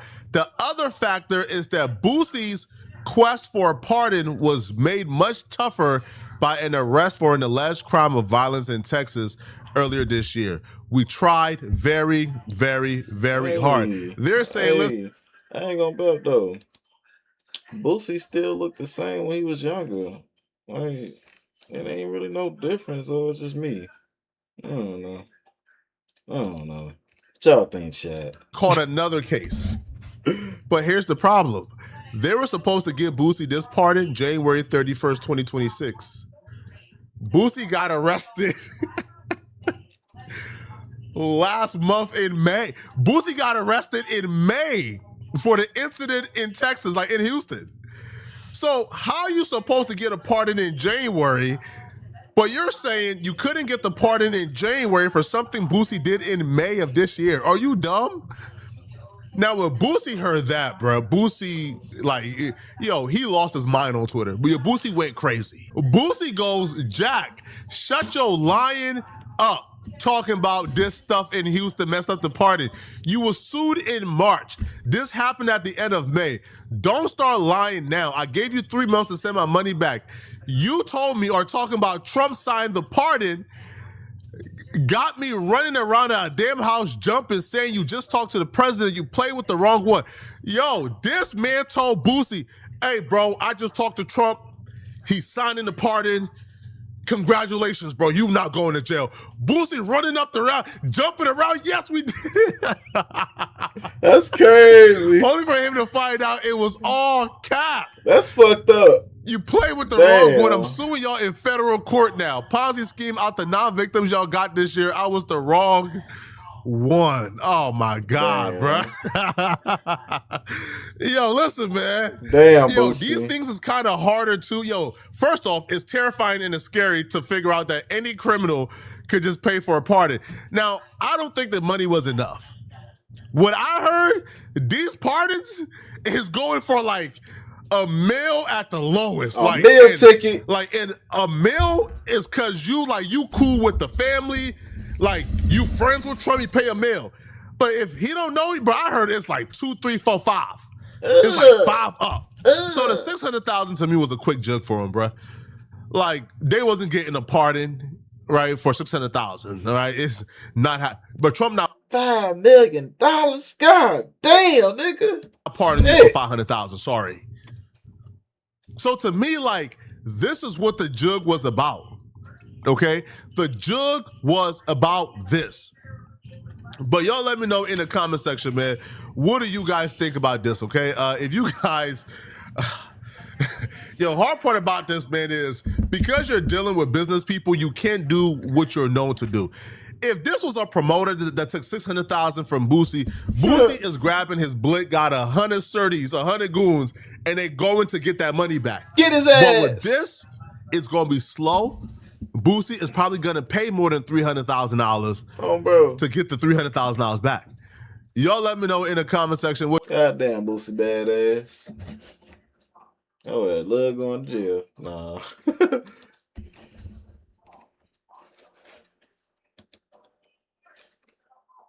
Lil Durk. All right, y'all. We finna get into some dirt. You know what I'm saying? Updates on dirt, man. Let's go and dive deep into this shit. We already know the nigga ain't getting out. So, let's just hit an update, goddammit. You know what I'm saying? Let's just hit an update. See, he through. Nigga through.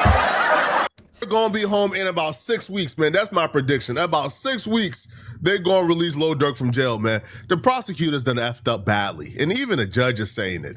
If you guys don't understand or don't know the implications of what took place today in court, let me explain, okay? The prosecutors have been trying to charge Lil Durk with another murder because the current murder they got Lil Durk in jail for is just not enough. So Lil Durk has been essentially sitting in a jail cell for almost 2 years. His trial was supposed to start next month, and that is for the 2022 killing of Savia Robinson out in Los Angeles. Prosecutors allege that this was a murder-for-hire plot stemming from a feud with rapper Quando Rondo, and that Robinson was just in the wrong place at the wrong time.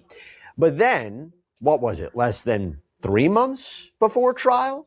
The government drops a bomb, and what just happened exploded in their faces, essentially.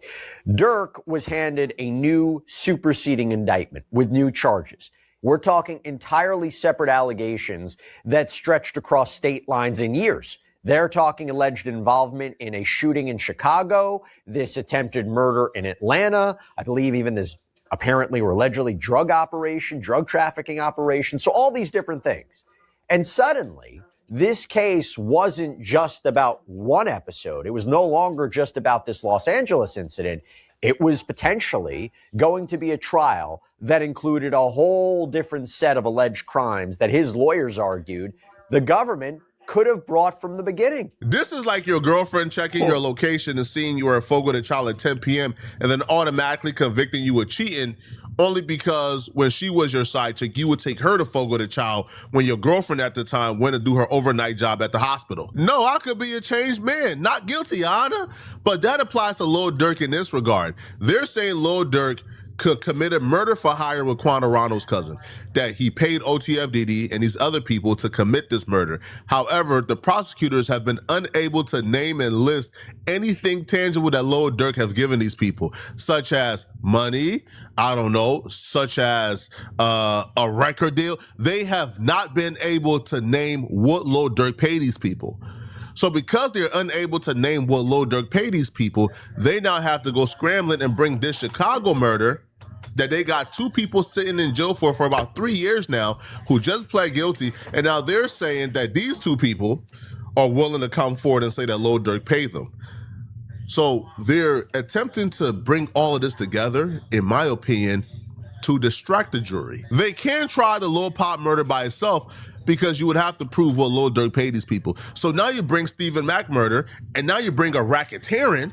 So now you can say, okay, see, look, he paid these people to do this. They're saying he paid them money. OTF Diddy and these other OTF members, they murdered this guy. Even though we can't prove that Lil Durk paid these people over here, but it's still racketeering because they're still OTF and they did it on behalf of OTF. Durk's the type of OTF guilty for this murder. Stephen Mack murder to me is like a non-factor. Like, I don't think they can prove anything in regards to Stephen Mack murder, like, at all. Yo, they're only bringing this as like enhanced evidence. You, under no circumstance, can you go to a jury of Lil Durk peers and prove that Lil Durk paid for Stephen Mack's murder. Under no circumstances. Lil Durk had no type of like connection, no text messages, no calls, no nothing. All they have is one of the killers was in a Lil Durk music video. That's all they have. They're trying to say that when Lil Durk brought the $1 million to his interview with Gillian Wallow, that Lil Durk used a portion of that money to pay the killers off. No evidence whatsoever. So these folks is stuck. And even the judge said it in court today. The judge said, yo, are you guys only trying to bring this Stephen Mack murder because you guys know y'all can't win this Lil Pop murder? When the judge is telling you that in court, that should tell you something. But man, they're coming home, man. And he said to the prosecutor, he said, the last cases that you brought along my desk into court, he said, you guys looked happy. You looked happy to be doing prosecutions. He made some little comment where he basically said, he said, the last few cases you brought to my courtroom, you didn't look like you'd rather be at the beach. So why can't you do 2 Durk murder cases? And basically said, so this was crazy. I couldn't believe this. This one shocked me. This one actually just caught me off guard and just made me realize, yo, this shit really going all the way. Basically, the judge said outright, they said, so you think you're going to lose the LA trial and that's why you've put in the Chicago trial? Just said it straight up, bold. Stop saying the same thing. It was almost like cut the shit. He said, so you think you're going to lose the LA trial? That's why you're doing this. And I swear the courtroom laughed. It was almost like a moment of comic relief. Like everybody that supports Durk in that courtroom was almost like finally like vindication. We're kind of hearing what we want to hear. And, a lot of people have been telling people what they want to hear on this case, but it was almost to hear the judge say, like, yo, this is actually a desperate move. Like, so you think you're going to lose? Is that why you're doing this? Because you're not giving me a straight answer.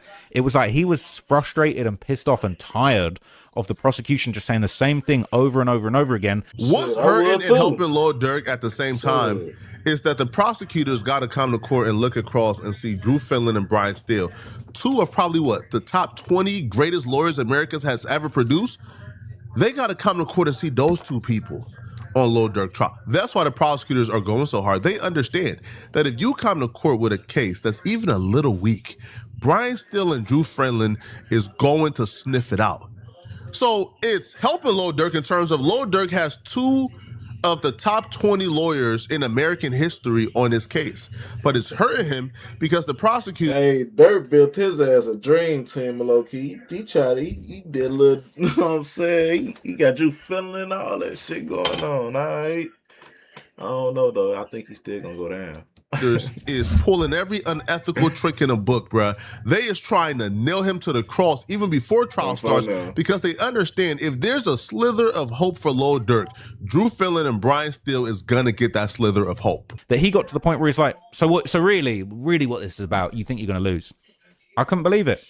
So basically after that, the judge said that the suspects, they never asked to delay the trial to 2028. He said it was reasonable. They wanted to have a little stay at the start to get to the bottom of some of the evidence. Durk initially wanted to stay the trial. It got delayed. And then he said he wants to stick with his speedy trial rights. And again, it's like the judge kept on saying the Speedy Trial Act isn't going to dictate what I'm going to do.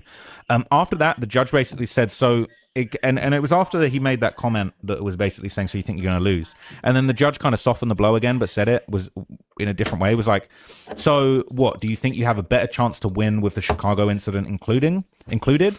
And they didn't really have an answer for that. And the judge was on smoke. The judge basically said, I think that you think the Chicago murder is a feature, but I think it's a bug. Now, this is like a famous catchphrase that goes around. Some people think it's a feature, other people think it's a bug. It's like a software terminology where it's basically like, some, like, I don't know, like a good example. Like the fact that when you scroll through Facebook, Instagram, you don't really see all the people you follow. You see the people they want to push you. It's like, you might think that's a bug. Why am I not seeing all the people I follow? But that's their feature. Their algorithm is actually what's pushing things on you that they want to push their agenda. And when the judge said that, it was like, whoa, like, he is cooking these fools. So the judge basically said outright, he basically said he wasn't convinced. He basically just said he wasn't convinced. Like, he wasn't convinced of what the prosecution was saying. He said it's flatly unfair that, we're going to add all these murders on. We're going to expect the jury to kind of comprehend all of this stuff that Durk had going on city to city. And he said really he felt like it was an attempt to get prejudicial evidence brought into the LA trial to create a bias in front of the jury. And it was like, whoa. Damn, okay, like the judge is saying that? That's the type of shit you would expect Dirk and his team to say, but the judge was saying it. And the judge says, look, I'm not surprised that you want a trial with both murders, but you haven't made a good point as to why that should happen. Lil Durk might have been blessed enough that they probably got two of the biggest nincompoops to come and prosecute him, because when the judge was asking them for responses, eventually, again, this is no lie, this is to Trapler Ross and other people in court. Eventually, like, the prosecutors got lost for work. Like, after the judge started to really drill into them, y'all doing this because y'all can't beat that other case, right? Like, y'all can't win that other case. They just eventually concede, said, Your Honor, we would like to just write something written to get our responses. The judge said, huh? They told the judge, hey, we don't have a good answer right now. We would like to take a break to write something down and we'll respond in a written notice. The judge told him, bro, my mind is already made up. my mind is already made up, bro. If you can't convince me right now, nothing is gonna work afterwards. They couldn't articulate themselves in the court of law, lawyers, as to why they needed to charge Lil Durk with racketeering and the Stephen Mack murder on top of this Lil Pop murder. And you know the day went well in court because Lil Durk and them lawyers walked out that courtroom, man, with a pep in their step, bro. They was feeling themselves, bro. Even Lil Durk's dad spoke afterwards, and man. they was feeling like, yeah, this is it. Like, Durk coming home. Shit, that's the first time I heard, you know what I'm saying, like, some good shit happening. Like, I thought I was gonna come to the video, some more damning evidence. You know what I'm saying? Here we go. Yep. But now I'm starting to hear some good shit finally. Bro. Because if they can't, like, trump up the charges, and you gotta really stand on the foundation that Lil Durk paid OTF OTF Vani and other people to do this murder, you can rely on the rats and the witnesses, but these are people charged with murder. How credible are they gonna be? So look, we're gonna be very, very brief because, as our incredible colleague Christy O'Connor said, there's not a lot to actually say given the thoroughness of His Honor's analysis of everything that was filed. So the docket really speaks for itself. There was incredible filings and briefings done, and such a great job by Ms. O'Connor. And so we appreciate the fact that His Honor is one of those days that makes it so rewarding to be a trial attorney when a judge takes everything that was submitted and goes through it so thoroughly and in such great detail. And so I'll ask you that was in the courtroom and then have read the filings to rely on His Honor's questions today and the points that he made. And as you, but most importantly, as our innocent client, Dirk Banks, and I emphasize, our innocent client, Dirk Banks, is waiting. We are looking forward to the close of business today when we get this order so that we can see if we can be at this courthouse on August 20th, 2026 for the trial that we've been working on and preparing for 22 months. So we appreciate you all being here today. We're super excited for His Honor's order to come out today, and we so appreciate the thoroughness that took place in that courtroom today. So with that being said, we're not going to do any questions. We appreciate everybody who's here today. Just left the courthouse for the hearing with my son today. It went well. Alhamdulillah, everything went well. The judge favored us and ruled in our favor today and granted our motion.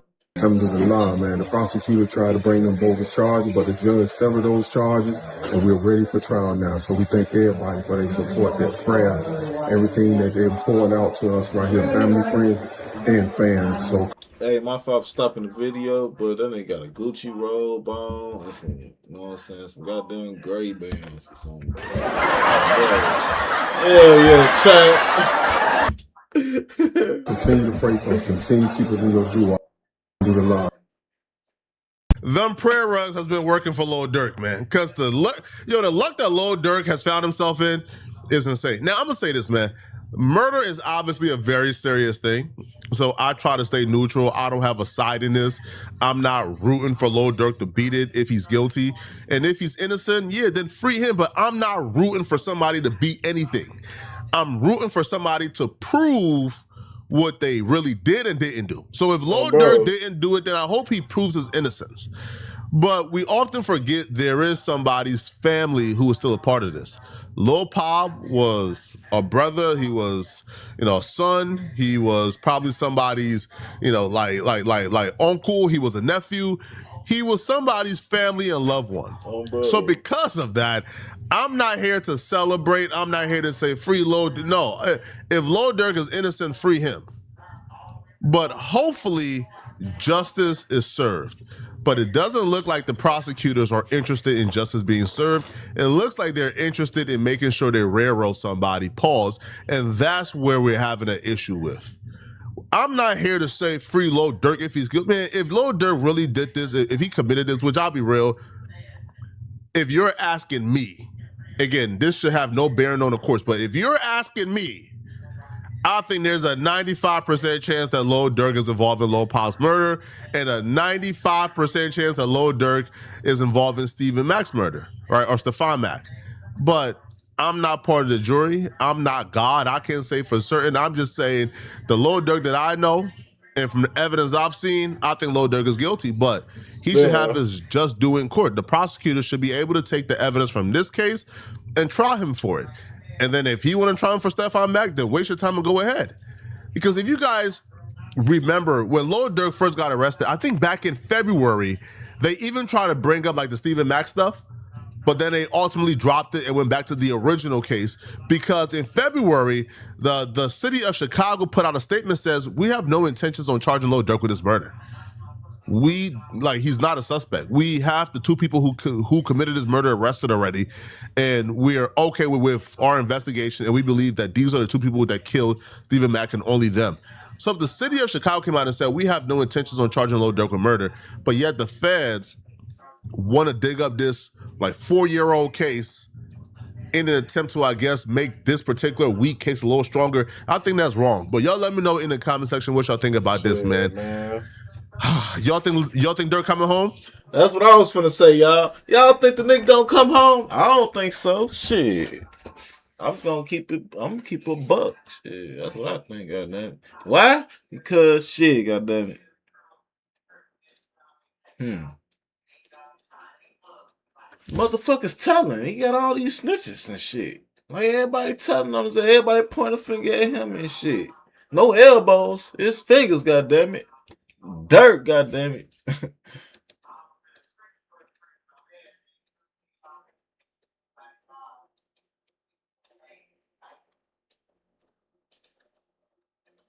Memphis.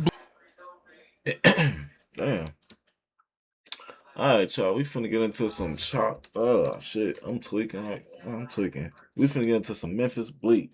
God damn it. Let's dive deep into the story.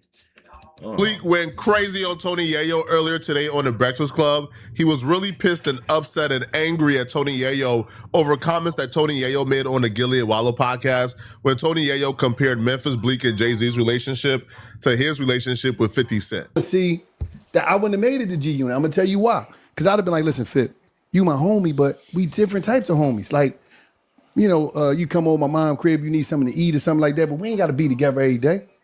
We ain't gotta be together no more, man. I'm saying I gotta carry. You wasn't getting in the car with.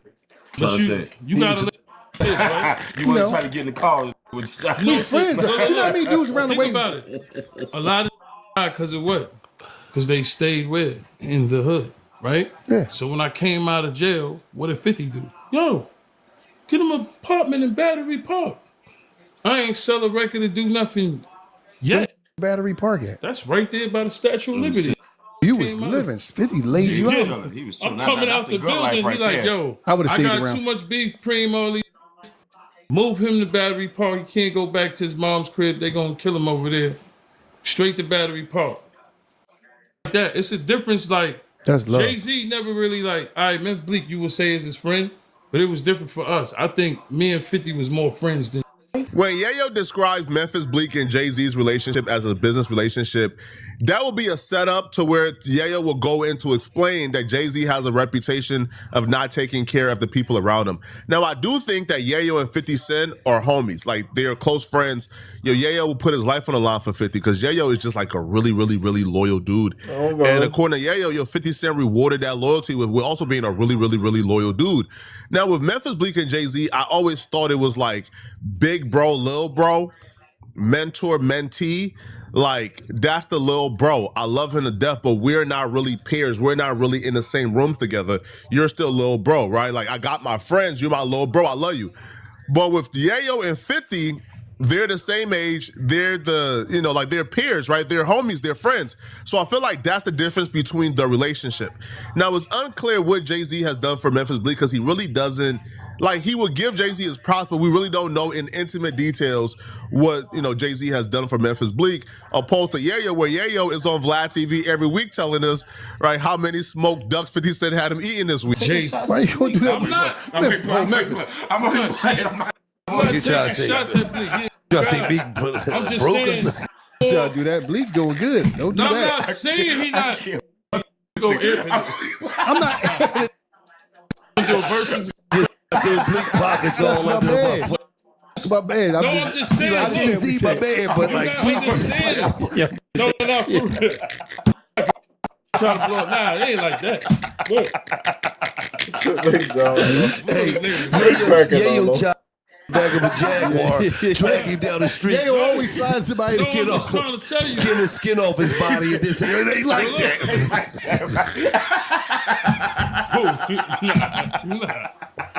No, I'm not saying that they wasn't friends, but I'm saying when you look at me and Fifth, like, all right, cool. Did Jay and Bleek did they sell drugs like in the same area? Like, was they around? I don't know if they really. Yeah. I seen, like, I was on a block with it. Like, But Fifth was out. you can't use that as No, listen. What I'm saying is, it was more. I feel like I could compare it to Jay to say, Jay and Bleek. But I'm saying to you, I feel like me and Fifth had more of a friendship because Jay-Z was more business. Like, look at Murder. He didn't make no money with Jay-Z. Once he got down with 50, he made some bread.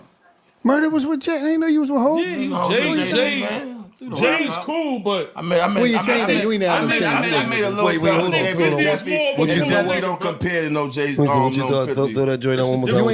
You ain't got no change. You ain't got no change.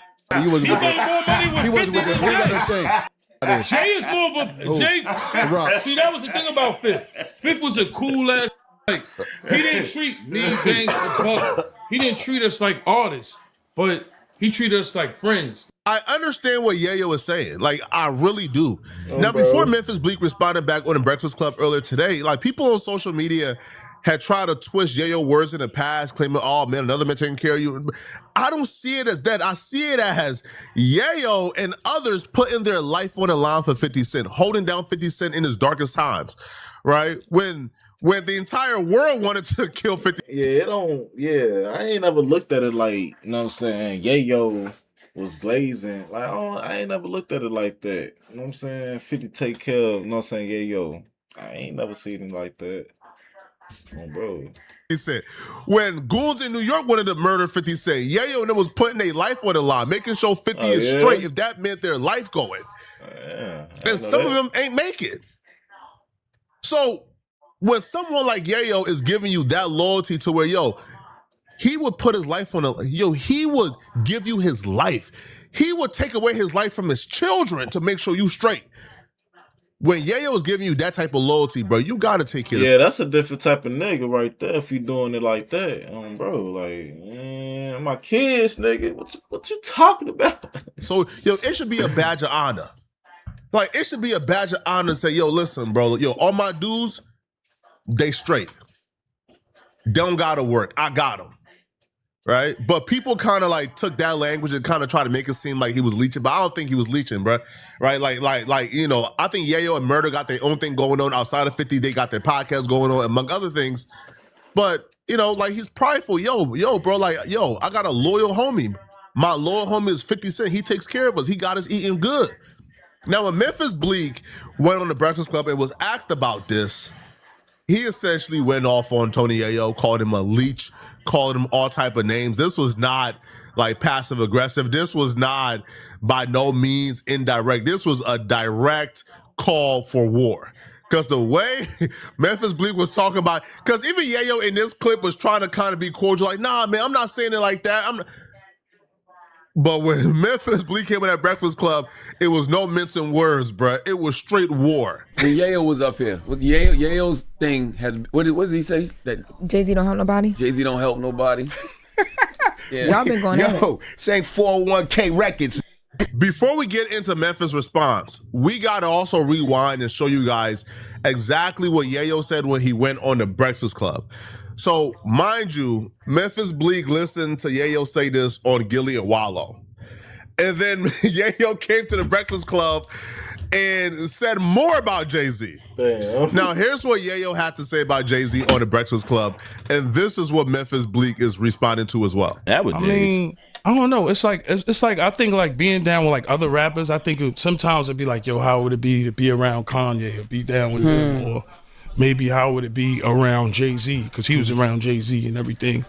And then you around 50 and you like in the best hotels, Amani Hotel. Yeah. We in the Four Seasons. Murder ain't never been in no like that.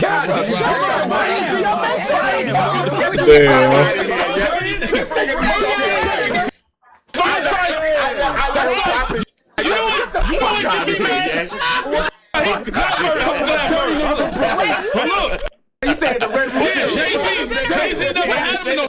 But no, I'm not gonna lie. It is a difference between. Like Fifth was helping. I'm not gonna front. It is a difference. It's a difference. You know what I'm saying? Teach you financial literacy, all that. Yeah, Smoke Duck. You see these other dudes, is what I be saying about the local. To be local, bodega, chill, chop. We can do that once in a while. He like a spoiled. Like doing other. Got no guns. We in Morocco. We Milan. Living big. We with Leonardo. He just bought Supreme. We with the. Yeah. We with Tillman. This guy owns like 200-300. You ever had Indian Rockets? He owned 800 restaurants. You ever had Indian butter? The interesting thing about Memphis Bleak response to that, he don't necessarily offer up a strong, I guess, denial. He essentially says, this is now 401k records. This is not Jay-Z's job to take care of grown men.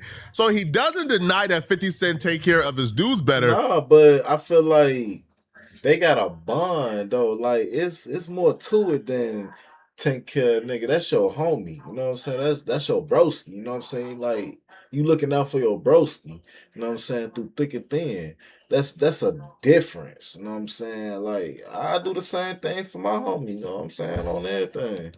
He's just saying that it's not Jay-Z's job, which is not. It's not really a strong denial. If I'm Jay-Z, I would expect a stronger denial from Memphis Bleak, especially considering how much I've done for Memphis Bleak. It's called hold it down, homie. Drop some heat.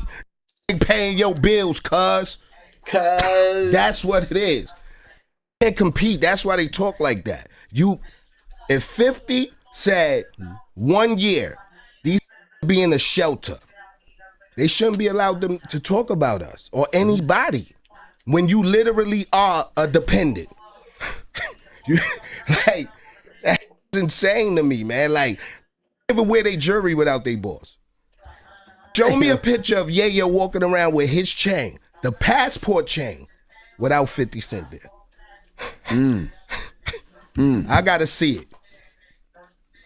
But taking care we take care of ourselves. I think I heard Yale say that you and which is crazy. He said you and Jay's friendship is just more business. I've never seen it. Well, him and 50 friendship is just financial.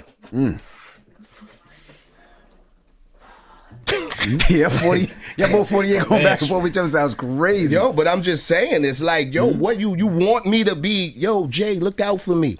I drop bombs. We got a new song out right now, right? No More, produced by Cool and Dre, Moving. When the last Yayo record? Hey, my fault, but hey, Jay-Z, the difference between Jay-Z and 50 Cent, Jay-Z sold out for sure. Like, he ain't give a fuck about y'all. I ain't gonna lie. Jay-Z didn't care about Rockefeller like that. That's why he sold that shit and said, fuck y'all ass. 50 Cent, on the other hand, he looked out for his day ones, like, what you supposed to do. Bro. I don't know. He's a dependent. Of course, he viewed life through, look out for me. I never looked at, come on, Jay raised bosses, man. He don't raise dependents. We all bosses, business owners. No, I got a bar and a restaurant in Vegas. Tell him pull up and come eat. Everything free on me. He liked to travel and eat. When he was here, he said they go to all the places. We got all they that do fly, escargot, all that. The bill is covered. We feed people on this side too. He said the bill is covered. Yeah, that's what it was. It's covered. He said Jay-Z doesn't support Memphis Bleak the way 50 Cent looks out for him. That was the. But how? Yeah. Where's his records? Where's his businesses? Where's his do he even have a wait? Let me ask you a question. He does. Do this children? I also want to point out Memphis Bleak and Yayo probably both have completely different relationships and perspectives with 50 and Jay-Z that they respectively have with others, right? I think the greatest tale will probably be Uncle Murder. Like the capacity in which Uncle Murder deals with 50 is the capacity that Uncle Murder dealt with Jay-Z. And when dealing with them on similar levels, you now get to tell us who you benefited from the most. And from Uncle Murder's perspective, he benefits the most from 50 Cent. Like, right? He benefited the most from 50 Cent, even though I guess he was signed to Jay-Z a little longer, but right now he's under 50 Cent's stewardship and he's benefiting more and making more money from his perspective than he was when he was working for Jay-Z. Now, there's a lot of, again, man, there's a lot of artists who got their complaints that Jay-Z did them dirty. The business really wasn't on the up and up. But I haven't really heard those accusations with 50, to be honest, right? So that right there, I guess, is one strikes in 50 Cent favor. Now, Memphis Bleak would also go on and claim, now this is where it got a little bit too personal.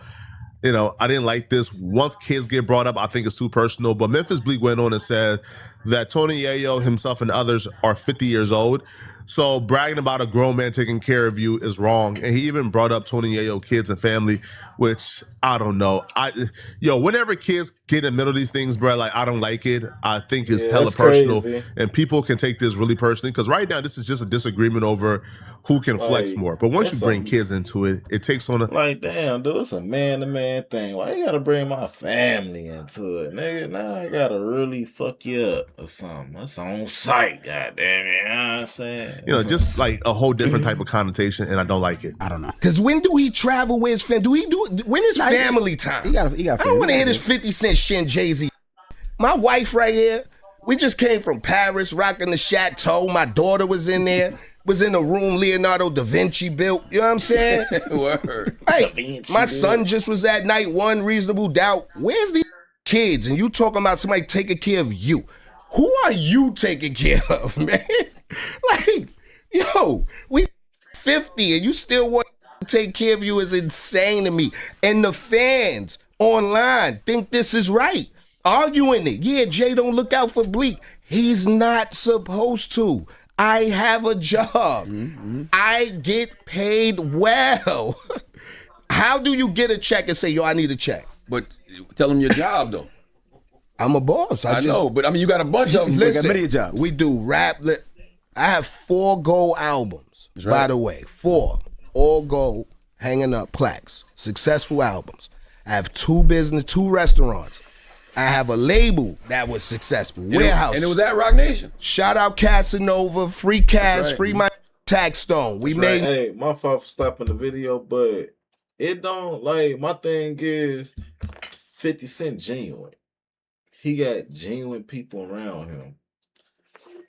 Jay-Z, on the other hand, not so. He not, that motherfucker not genuine at all. So that's why he's saying that.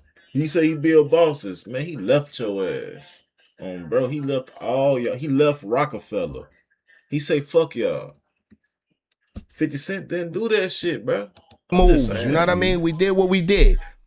Do say moving, crazy, mind right exotics in stores, but don't make it seem like he helping out a 50-year-old and shit like that. No, that ain't what it means. He just got a genuine. You know what I'm saying? He got genuine people. His circle is genuine.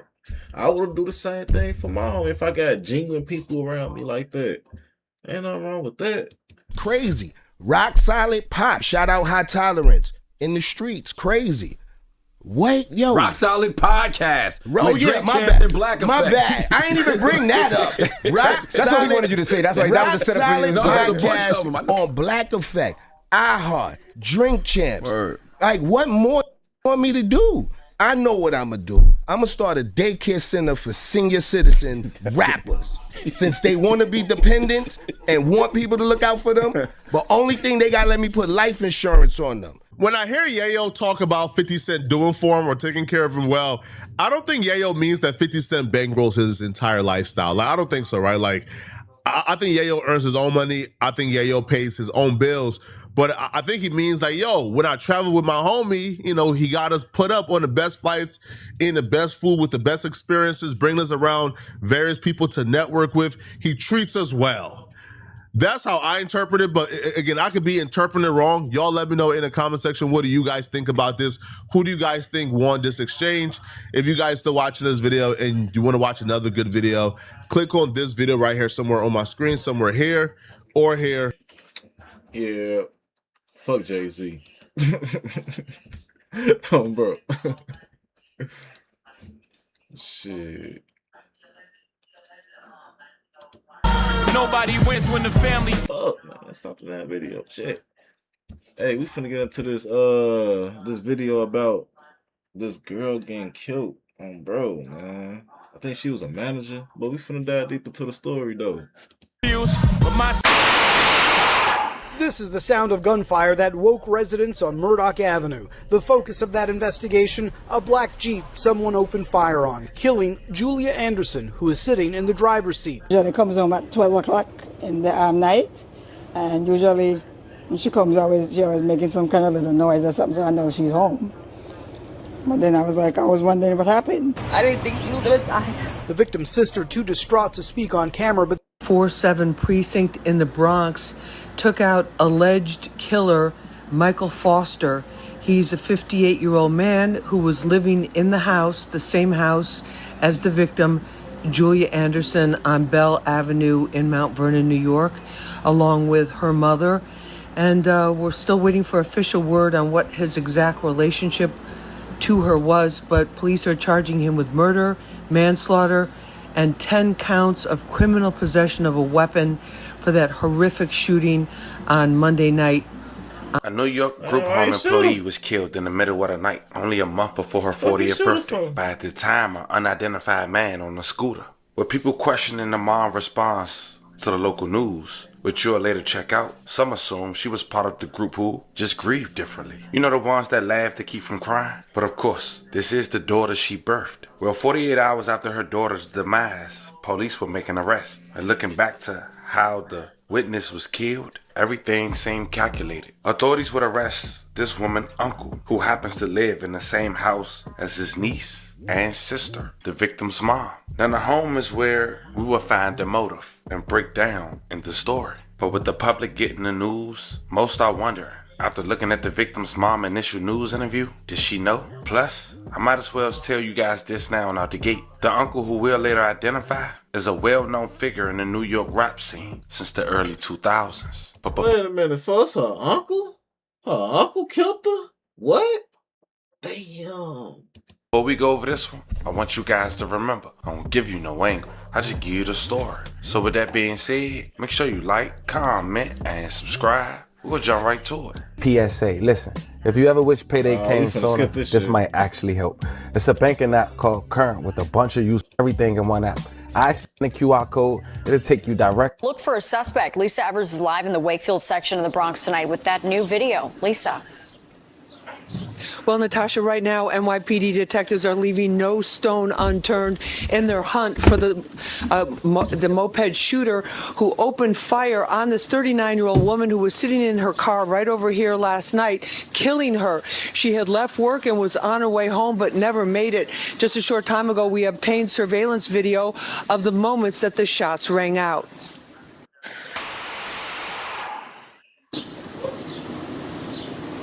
This is surveillance video from a resident of the street where it happened last night around midnight.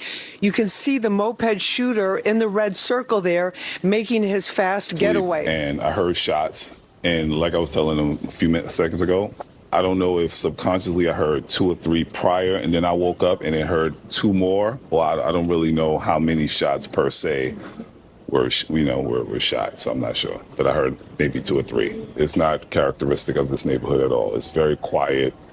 If the most noise you'll hear is cars with loud pipes or something going by.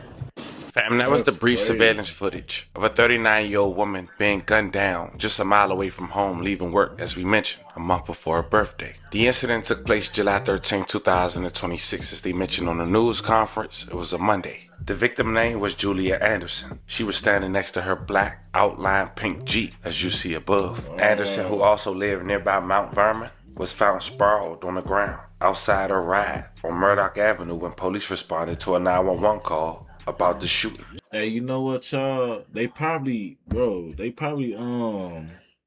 the, you know what I'm saying, to get money off her, bro. Like, you know, when somebody die, you know what I'm saying, in the family, they get that grieving money, that money, I forgot what you call that shit. But bro, that's what they did. Bro, that shit crazy. I had to stop that shit because that's copyright. I had to slow down on that.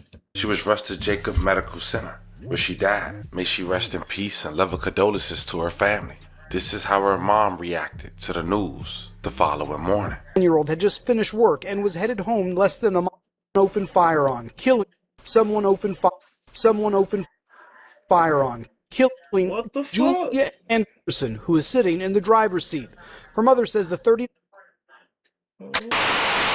Anderson, who is sitting. This is the sound of gunfire that woke residents on Murdoch Avenue. The focus of that investigation, a black Jeep someone opened fire on, killing Julia Anderson, who is sitting in the driver's seat. Her mother says the 39-year-old had just finished work and was headed home less than a mile away in Mount Vernon. She usually comes home at 12 o'clock in the night, and usually when she comes, she always making some kind of little noise or something, so I know she's home. But then I was wondering what happened. I didn't think she was going to die. The victim's sister, too distraught to speak on camera, but says Anderson had just wrapped up a night shift as a caregiver at a group home for developmentally disabled adults in the Wakefield section of the Bronx. George Enriquez is a neighbor and co-worker. I felt it so much for that girl this morning when I heard the news that you don't know. I think I was going to have a heart attack, bro. But all I can tell, she's a very, very nice person. Police say the suspect opened fire on the passenger side of the vehicle, then fled the scene on a scooter. Anderson was rushed to Jacoby Hospital, where she was pronounced dead. My younger daughter came, and she told me she was gone. So my heart felt like it was going to come out. Oh, gosh, Anderson was just 1 month shy of her 40th birthday. Police continue to search. Now, before we continue and get to the motive and also the arrest and who the uncle is, it's important to know this. It's a stereotype that exists in some Jamaican communities and in Caribbean conversations. It's not something that's true of Jamaicans generally, but it has roots in some real social legal issues surrounding land and inheritance. A few reasons this topic comes up so often is because family land is extremely valuable. Many Jamaican families have owned the same property for generations. Even a modest home or a few acres of land can become worth a significant amount over time, especially in a grown or tourist area. Many people die without a will. When someone passes away without a valid will, multiple relatives may have legal claims to the property. Hey, I told you, Chad, that's what they did to her, bro. Can lead to disputes between siblings, cousins, grandchildren, or relatives living overseas. Family land can have many owners. In Jamaica, land inheritance over generations may end up being jointly owned by dozens of descendants. Selling, developing, or transferring it can become difficult, and disagreements can become deeply personal. Because of these realities, inheritance disputes sometimes become highly emotional, and in some cases end up in court. On cases like this, end up in handcuffs, leaving one dead. Now that's squared away. Fam, meet Michael Foster. He now 59 years old, but back in the early 2000s, he primarily served as the role man. Damn, just dropped my damn screen. Fuck. God damn it.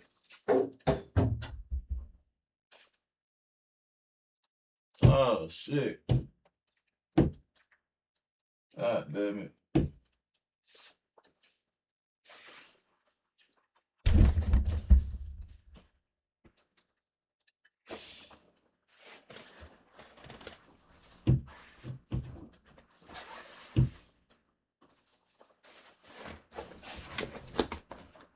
Yeah, man.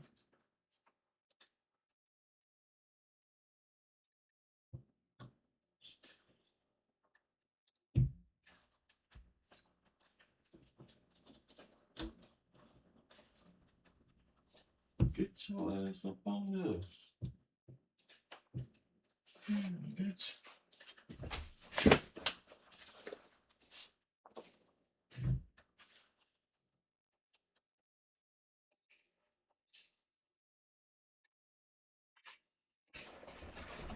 Oh, fuck. Shit. My bad, chat. God damn it.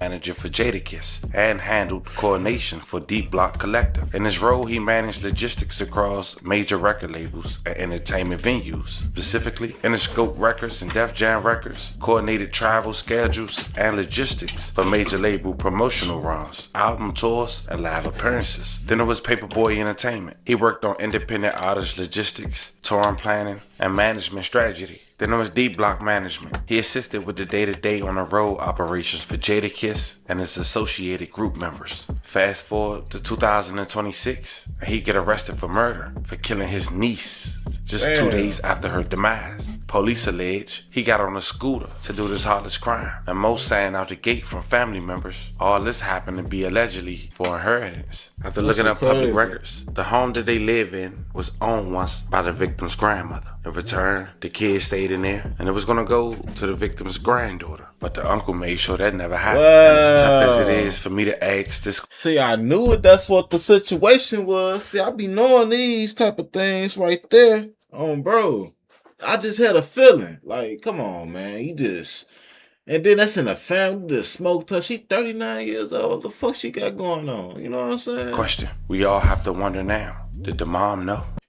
Breaking new video at this hour of the man charged in the deadly shooting of a 39-year-old woman in Wakefield. Family tells News 12 that the alleged shooter is the victim's uncle. This here is 58-year-old Michael Foster being walked out of the 47th precinct Wednesday night. He has been charged with murder, manslaughter, and criminal possession of a weapon in the shooting death of Julia Anderson. According to police, Anderson and Foster shared the same address. The 39-year-old was shot multiple times outside of her Jeep on Murdoch Avenue just before midnight on Monday, just across the street from the group home where she worked. The investigation remains ongoing. Now, the same morning that the uncle got arrested, video started surfacing online of police in and out their home, collecting evidence, trying to comb through what they could present as evidence to try to find a motive. You said my shit right.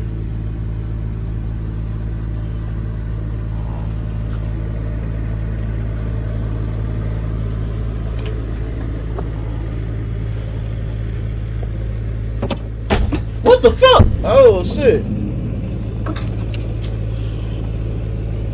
Hold on, child. I'm fucking up. God damn. God damn. I'm fucking up. God damn.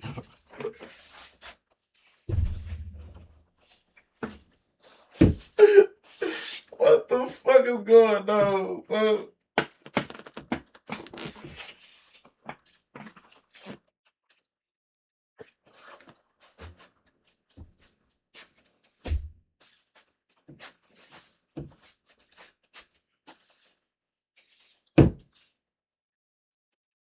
Damn.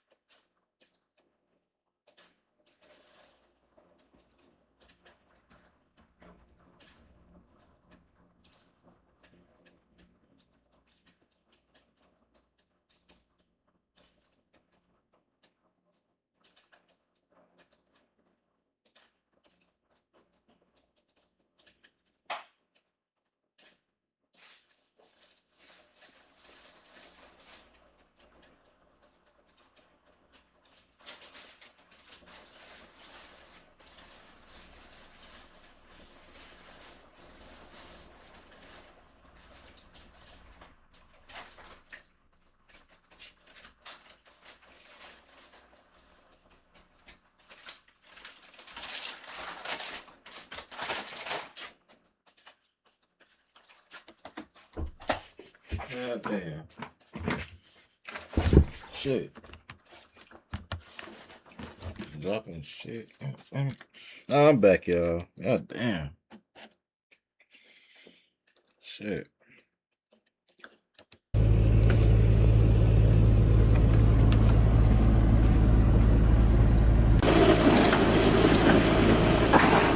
But a family coming out and say this, I'm gonna take it for what it is. Not to mention, what else would possess a man to kill his own niece? Sick. Wanna send love and prayers to the victim once again. Fam, this was the story of a woman gunned down a month before her birthday, just a mile away from home, by her own uncle on a scooter to try to take the inheritance. And now it looks like the mother made it just play the whole grand scheme, allegedly, as it go to her. Let me know how you guys feel about this one in the comments. Don't forget to like and subscribe. Until then, I'll catch you guys on the next one. Boy.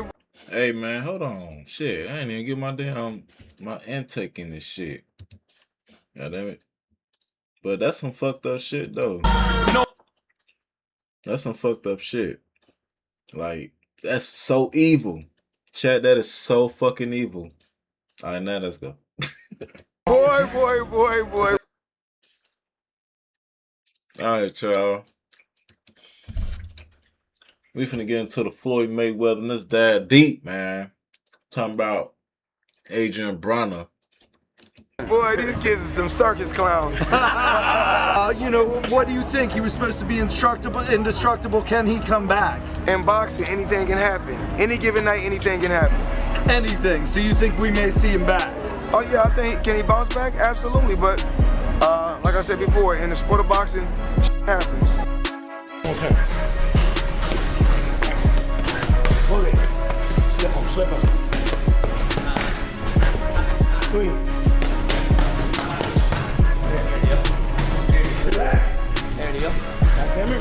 Floyd Mayweather has sparked fresh boxing buzz after laughing at Adrian Broner's latest training footage ahead of his comeback.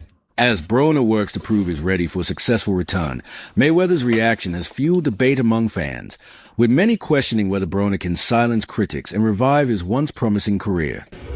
On this bag, you come here, boom, boom, overhand, utilize the bag, boom, boom, boom, boom. Hey, y'all think Adrian Broner can come back from boxing though? I think he could. I really think he can do some shit. Bro. Boom, boom. Hey, wait a minute. All you gotta do is just lock in, you know what I'm saying? That's it. Just lock in, bro. Utilize the bag, eh? For 4 years, Adrian Broner was one of boxing's biggest attractions. Blessed with lightning-fast hands, slick defensive skills, and a personality that guaranteed headlines, the problem looked destined to become the next American pay-per-view superstar. At one point, many fans and analysts even viewed him as a natural successor to Floyd Mayweather. Boxing has never been kind to fighters who rely solely on natural ability. As Broner's career progressed, discipline outside the ring became just as important as skill inside it. While his early years were filled with spectacular victories and championship belts, his later career became defined by inconsistency. Hold on, Chad. Let me see if my shit right. All right, my shit right. Consistency, legal troubles, weight issues, and long periods of inactivity. Yeah. You know, I got one of the biggest names out right now, especially what's going on. 100%. So everybody, I'm making all these. He shouldn't be drinking. He shouldn't be. Man, how y'all telling me I shouldn't be drinking? But I watched a nigga turn water into wine. That was the first thing he did. You hear me? That was the first thing he If did. that ain't a drunk, So he turned water into wine. like that's a drunk. That was the first thing he did, right? I'm pretty sure it was the first thing he did. Well, I You gonna guess tell me to Jesus stop drinking. was a drunk. But the nigga that made us turn water into wine. That's a You're not fucking lying. drunk. You're not lying. You're not lying. Hey, this nigga stupid as hell, though. You can't make this up, bro. Wow. So I take heed and I cherish my drinks every day. Broner has publicly claimed that he went broke largely because he pays around $17,000 a month in child support for his 10 children with 6 different women. Damn. He says these constant payments, along with his lifestyle expenses, drained his finances and contributed heavily to his financial struggles and instability. Child support. I got 10 kids. Do you have 10 kids for real? He got a basketball team. Whoa. Offense and defense. That's kind of dope. Yeah. What the I'm only doing what God put me here to do, and that's pollute. 10? 10 kids. Yeah. 10 kids is crazy. Niggas gotta catch up. Yeah, I've been trying to nut in my new bitch, but she just won't get pregnant. So I just got nut somebody today. It might be Probably shooting He blanks. probably can't even do it no more. Yeah, you just stop drinking that. You might stop shooting blanks. Yeah. How old is your oldest kid? 18. Damn. But he's pretty much a son of yours as well, right? Yeah. For me? Yeah. I'm the 11th? Yeah. He's taking care of your ass. I see it daily, bro. What's the deal with the? I saw a clip of you. Shit, you sure about that or it's the other way around? Like, cause folks helped him though. They ain't helped him though. I'm just saying, shit, bro. But he the little homie, cuz. In the car, and I've been there before, but where you like vomited in your hand, it just was hitting different that day, or this just wasn't going down. It just went. It just went. It went agreeing. He the only nigga I know. because that's your body telling you like, yo, bro, you take a break. No, that's your body telling you to take some more. However, Broner believes his boxing story is far from over. Despite years of setbacks, long layoffs, and criticism from fans and analysts, the former 4-division world champion insists he still has unfinished business inside the ring. Hey, shit. Do your thing, nigga. Shit. Run that shit. Run. Come on.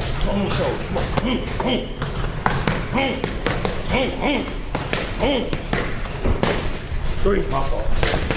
Hey, that nigga Bronner still got it, y'all. Real shit. He can go back in the shits and still get active. Fucks you talking about. Bob Weave on bro. Come on. What is he saying? Come on. Look at him. He active.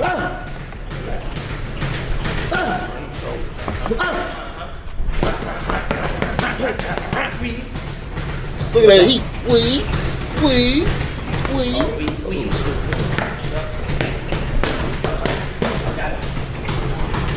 Come on, gang. Come on.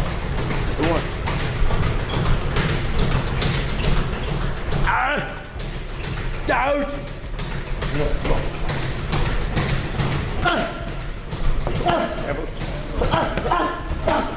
Broner has repeatedly expressed his desire to make one final championship run before retiring, saying he wants to remind the boxing world of the talent that once made him one of the sport's brightest stars. After returning to training and sharing footage of his workouts, Broner appears determined to prove that his best days are not entirely behind him. He knows that many people have written him off following disappointing performances and personal struggles, but remains confident that discipline and renewed focus can revive his career. At 36, Broner understands that time is no longer on his side, making this comeback perhaps his last realistic opportunity to compete for another world title. 30 seconds and I might go off, but right now we don't got to. We got a long way to go. A lot of weight to lose. Got to get back comfortable. I ain't even comfortable yet.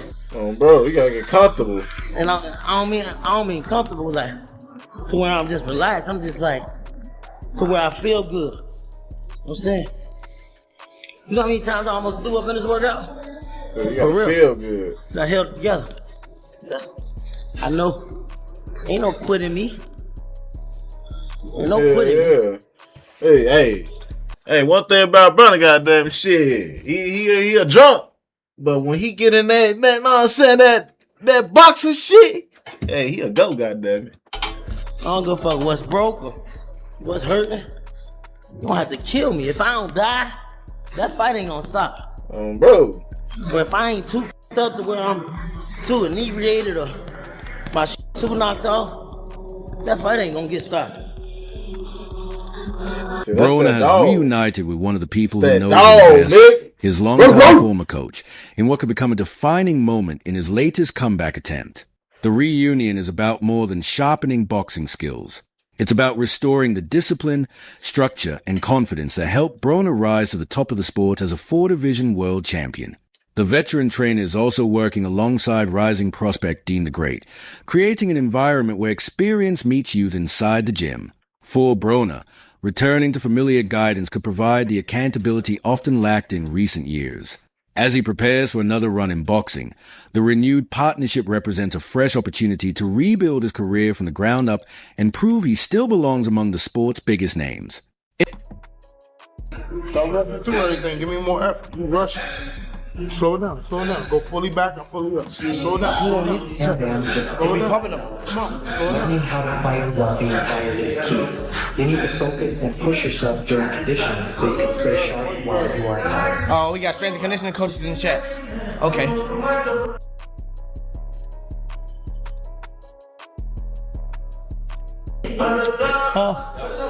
Together? Come on, let's go. Let's go. Sit up first. Sit up first. I got that. Go ahead. Come on.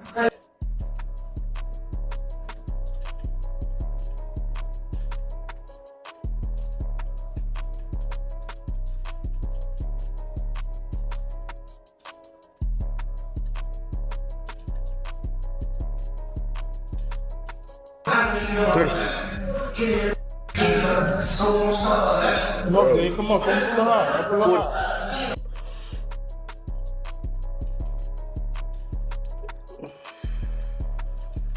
Broner has fully embraced an intense training regimen as he works to shed excess weight and return to fighting condition.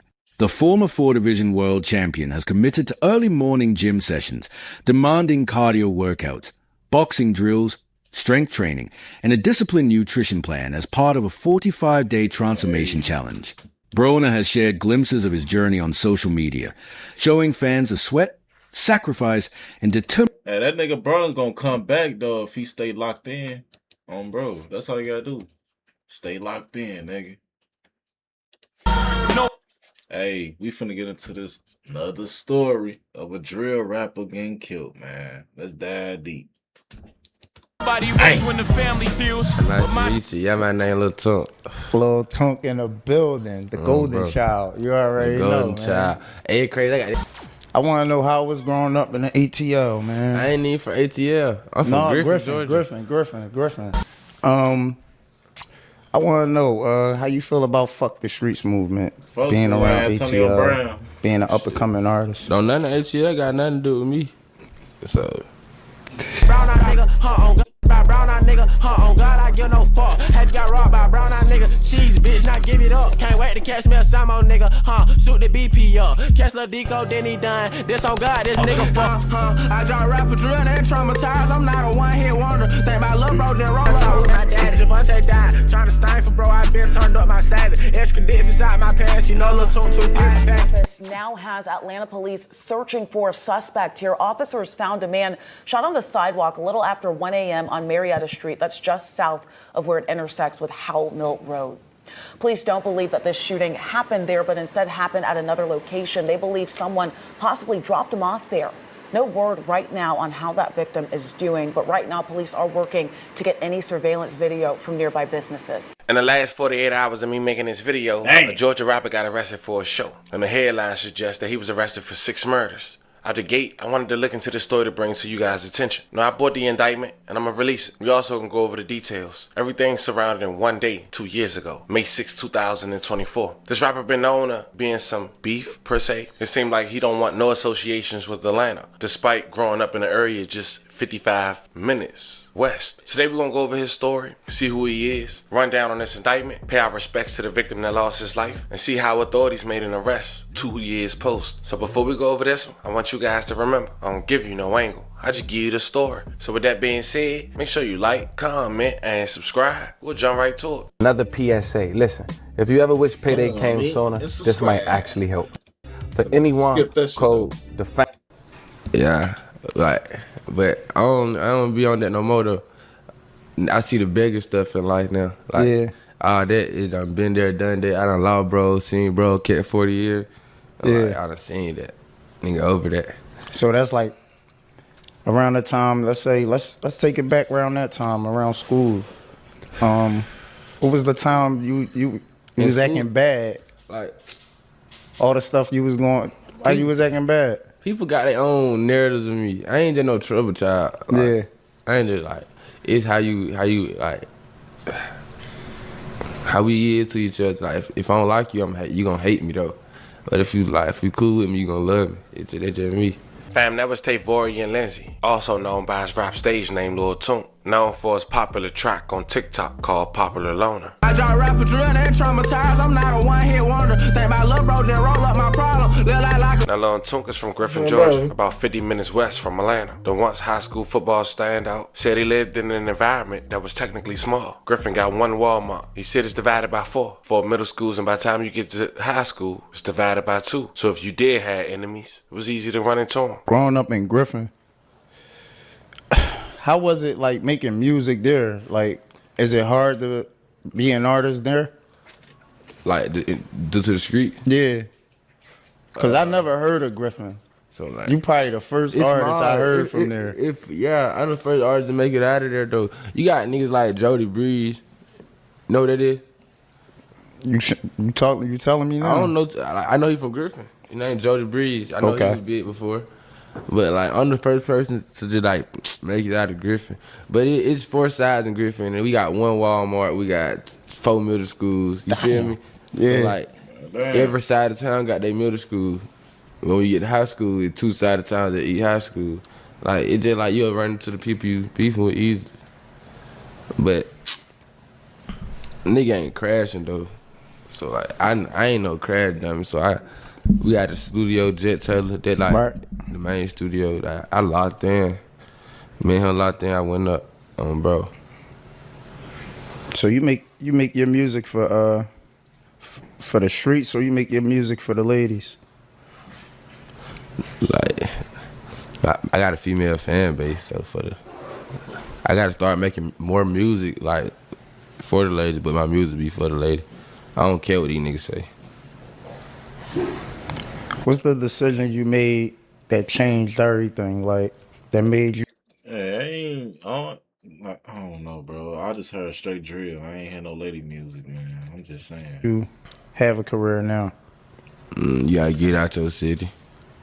Damn, that's heavy. Bro.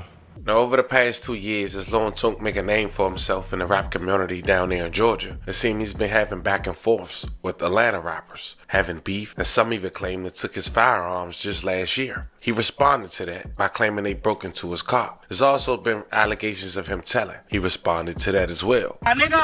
Go get your Drake back, twin, on Bree. We got your Glock in, we got your Drake, twin. Me and look on my mom. I would not know this is internet for entertainment. So none of y'all know me, and y'all only hear what y'all see on the internet. Come on, stop lying, man. Nigga ain't never took no damn Drake from me, man. Nigga went up out my car and this on bro, go ask about the Drake. What happened about it? Y'all talking about nigga crying in the backseat, be for real, gang. Like what? Crying in the backseat, twin. I was on some drunk shit. And who the hell did I snitch on? Y'all scared me with the rat stuff. And then y'all on some gay shit. Y'all keep talking about somebody made me cry in the back of a car. But a video, that video from 2 years ago, bro. I was crying because I was drunk, twin. My first time getting drunk, twin. My partner's birthday. Like, you niggas are gay. Now, the reason I showed you that is because the person he was referencing to, he was crying for, was his homie, which is the reason why he's locked up to this day. That's going over a lot of people's heads, which made me bring it to you guys' attention. You see, back in 2024, May 6, Javante Vaughn had traveled to an address of 935 Marietta Street, where according to the affidavit, a young man by Keontae Gilbert to take property from him. They also pointed a firearm at Aheed Smith to take property from him. During the commission of those felonies, somebody turned the gun on Javante and he was killed. May he rest in peace and love condolences to his family. Now we gotta assume Lil Tunk had ran out on Javante. And it's important to note that as of right now, other than the facts that I gave you, the details on how exactly that robbery took place is not disclosed in this indictment. Possibly the police report. But the only thing Lil Tunk did was put him in a song featuring Hurricane Wisdom. Javante died, trying to stain for bro, I been turned up my savage. Extra dicks inside my pants, you know Lil Tunk too different back. Since I tried that Yanni shit, I just been had so many. So I see this truck, we shoot this shit sound out in that. I say real. Georgia Tech campus now has Atlanta police searching for a suspect here. Officers found a man shot on the sidewalk a little after 1 a.m. on Marietta Street. That's just south of where it intersects with Howell Mill Road. Police don't believe that this shooting happened there, but instead happened at another location. They believe someone possibly dropped him off there. No word right now on how that victim is doing, but right now police are working to get any surveillance video from nearby businesses. Now, because in Georgia, felony murder can be charged multiple times when prosecutors believe one death occurred during multiple different felonies. In this indictment, there were one person killed, Javante Vaughn, but prosecutors alleged that the death occurred during 6 separate underlying felonies. So on July 13, 2026, when Lil Lunk posted that he had a show, Yo, it's your boy Lil Tunk. I will be in Barnville, Georgia tonight, live at Club Rendiz, whatever you call that shit, we live every night. Pull up, throw the napkin, gonna turn that bit up like we do every time. Gang bending, nigga. 10:21.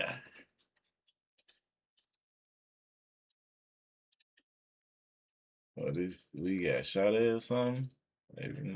Everything. which now seems like the police booked it. As soon as he got there, he was charged with 6 felony murders. Felony murder based on attempt armed robbery of Keontae Gilbert. Felony murder based on attempt armed robbery of Ahad Smith. Felony murder based on aggravated assault of Keontae Gilbert. Felony murder based on aggravated assault of Ahad. Felony murder based on aggravated assault with a deadly weapon against Keontae. And felony murder based on aggravated assault with a deadly weapon against Ahad Smith. Now, he wasn't charged with pulling the trigger for Javante, which shows he went there with him. He dropped them off to their location where authorities say they believe it happened somewhere else. Rapped about it, and now he charged with his own best friend murder 2 years later, after they tried to rob somebody, according to this indictment. And so we all on track. It's not 6 different killings. It's one death tied to 6 different felony theories. Now, fam, prosecutors often do this because they don't know which underlying felony a jury will ultimately agree caused the death. They charge each legal supported theory, and if there's a conviction, those counts often merge for sentencing. Lil Lunk, only 18 years old, about to turn 19. When the crime was committed, he was 17. Put that in perspective. Now, we don't know if he'll be charged. All these are allegations. He'll have his day in court. But to be charged with your own homie murder at 18, man, yeah, that's tough. crazy. Fam, y'all let me know how y'all feel about this one in the comments. Hopefully I was able to clear a lot of the rumors up. But this was... how the fuck you get charged with your own homie murder? Like, damn.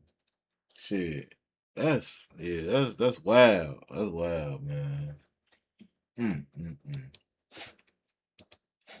He ain't even do the shit, chat.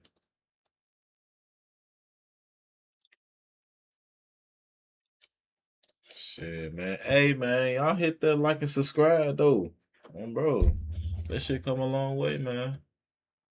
Shit, like I said, man, if y'all following up, shit, I got a clothing brand coming soon. Shit, GFMlifestyle.com. Sign up. Bro.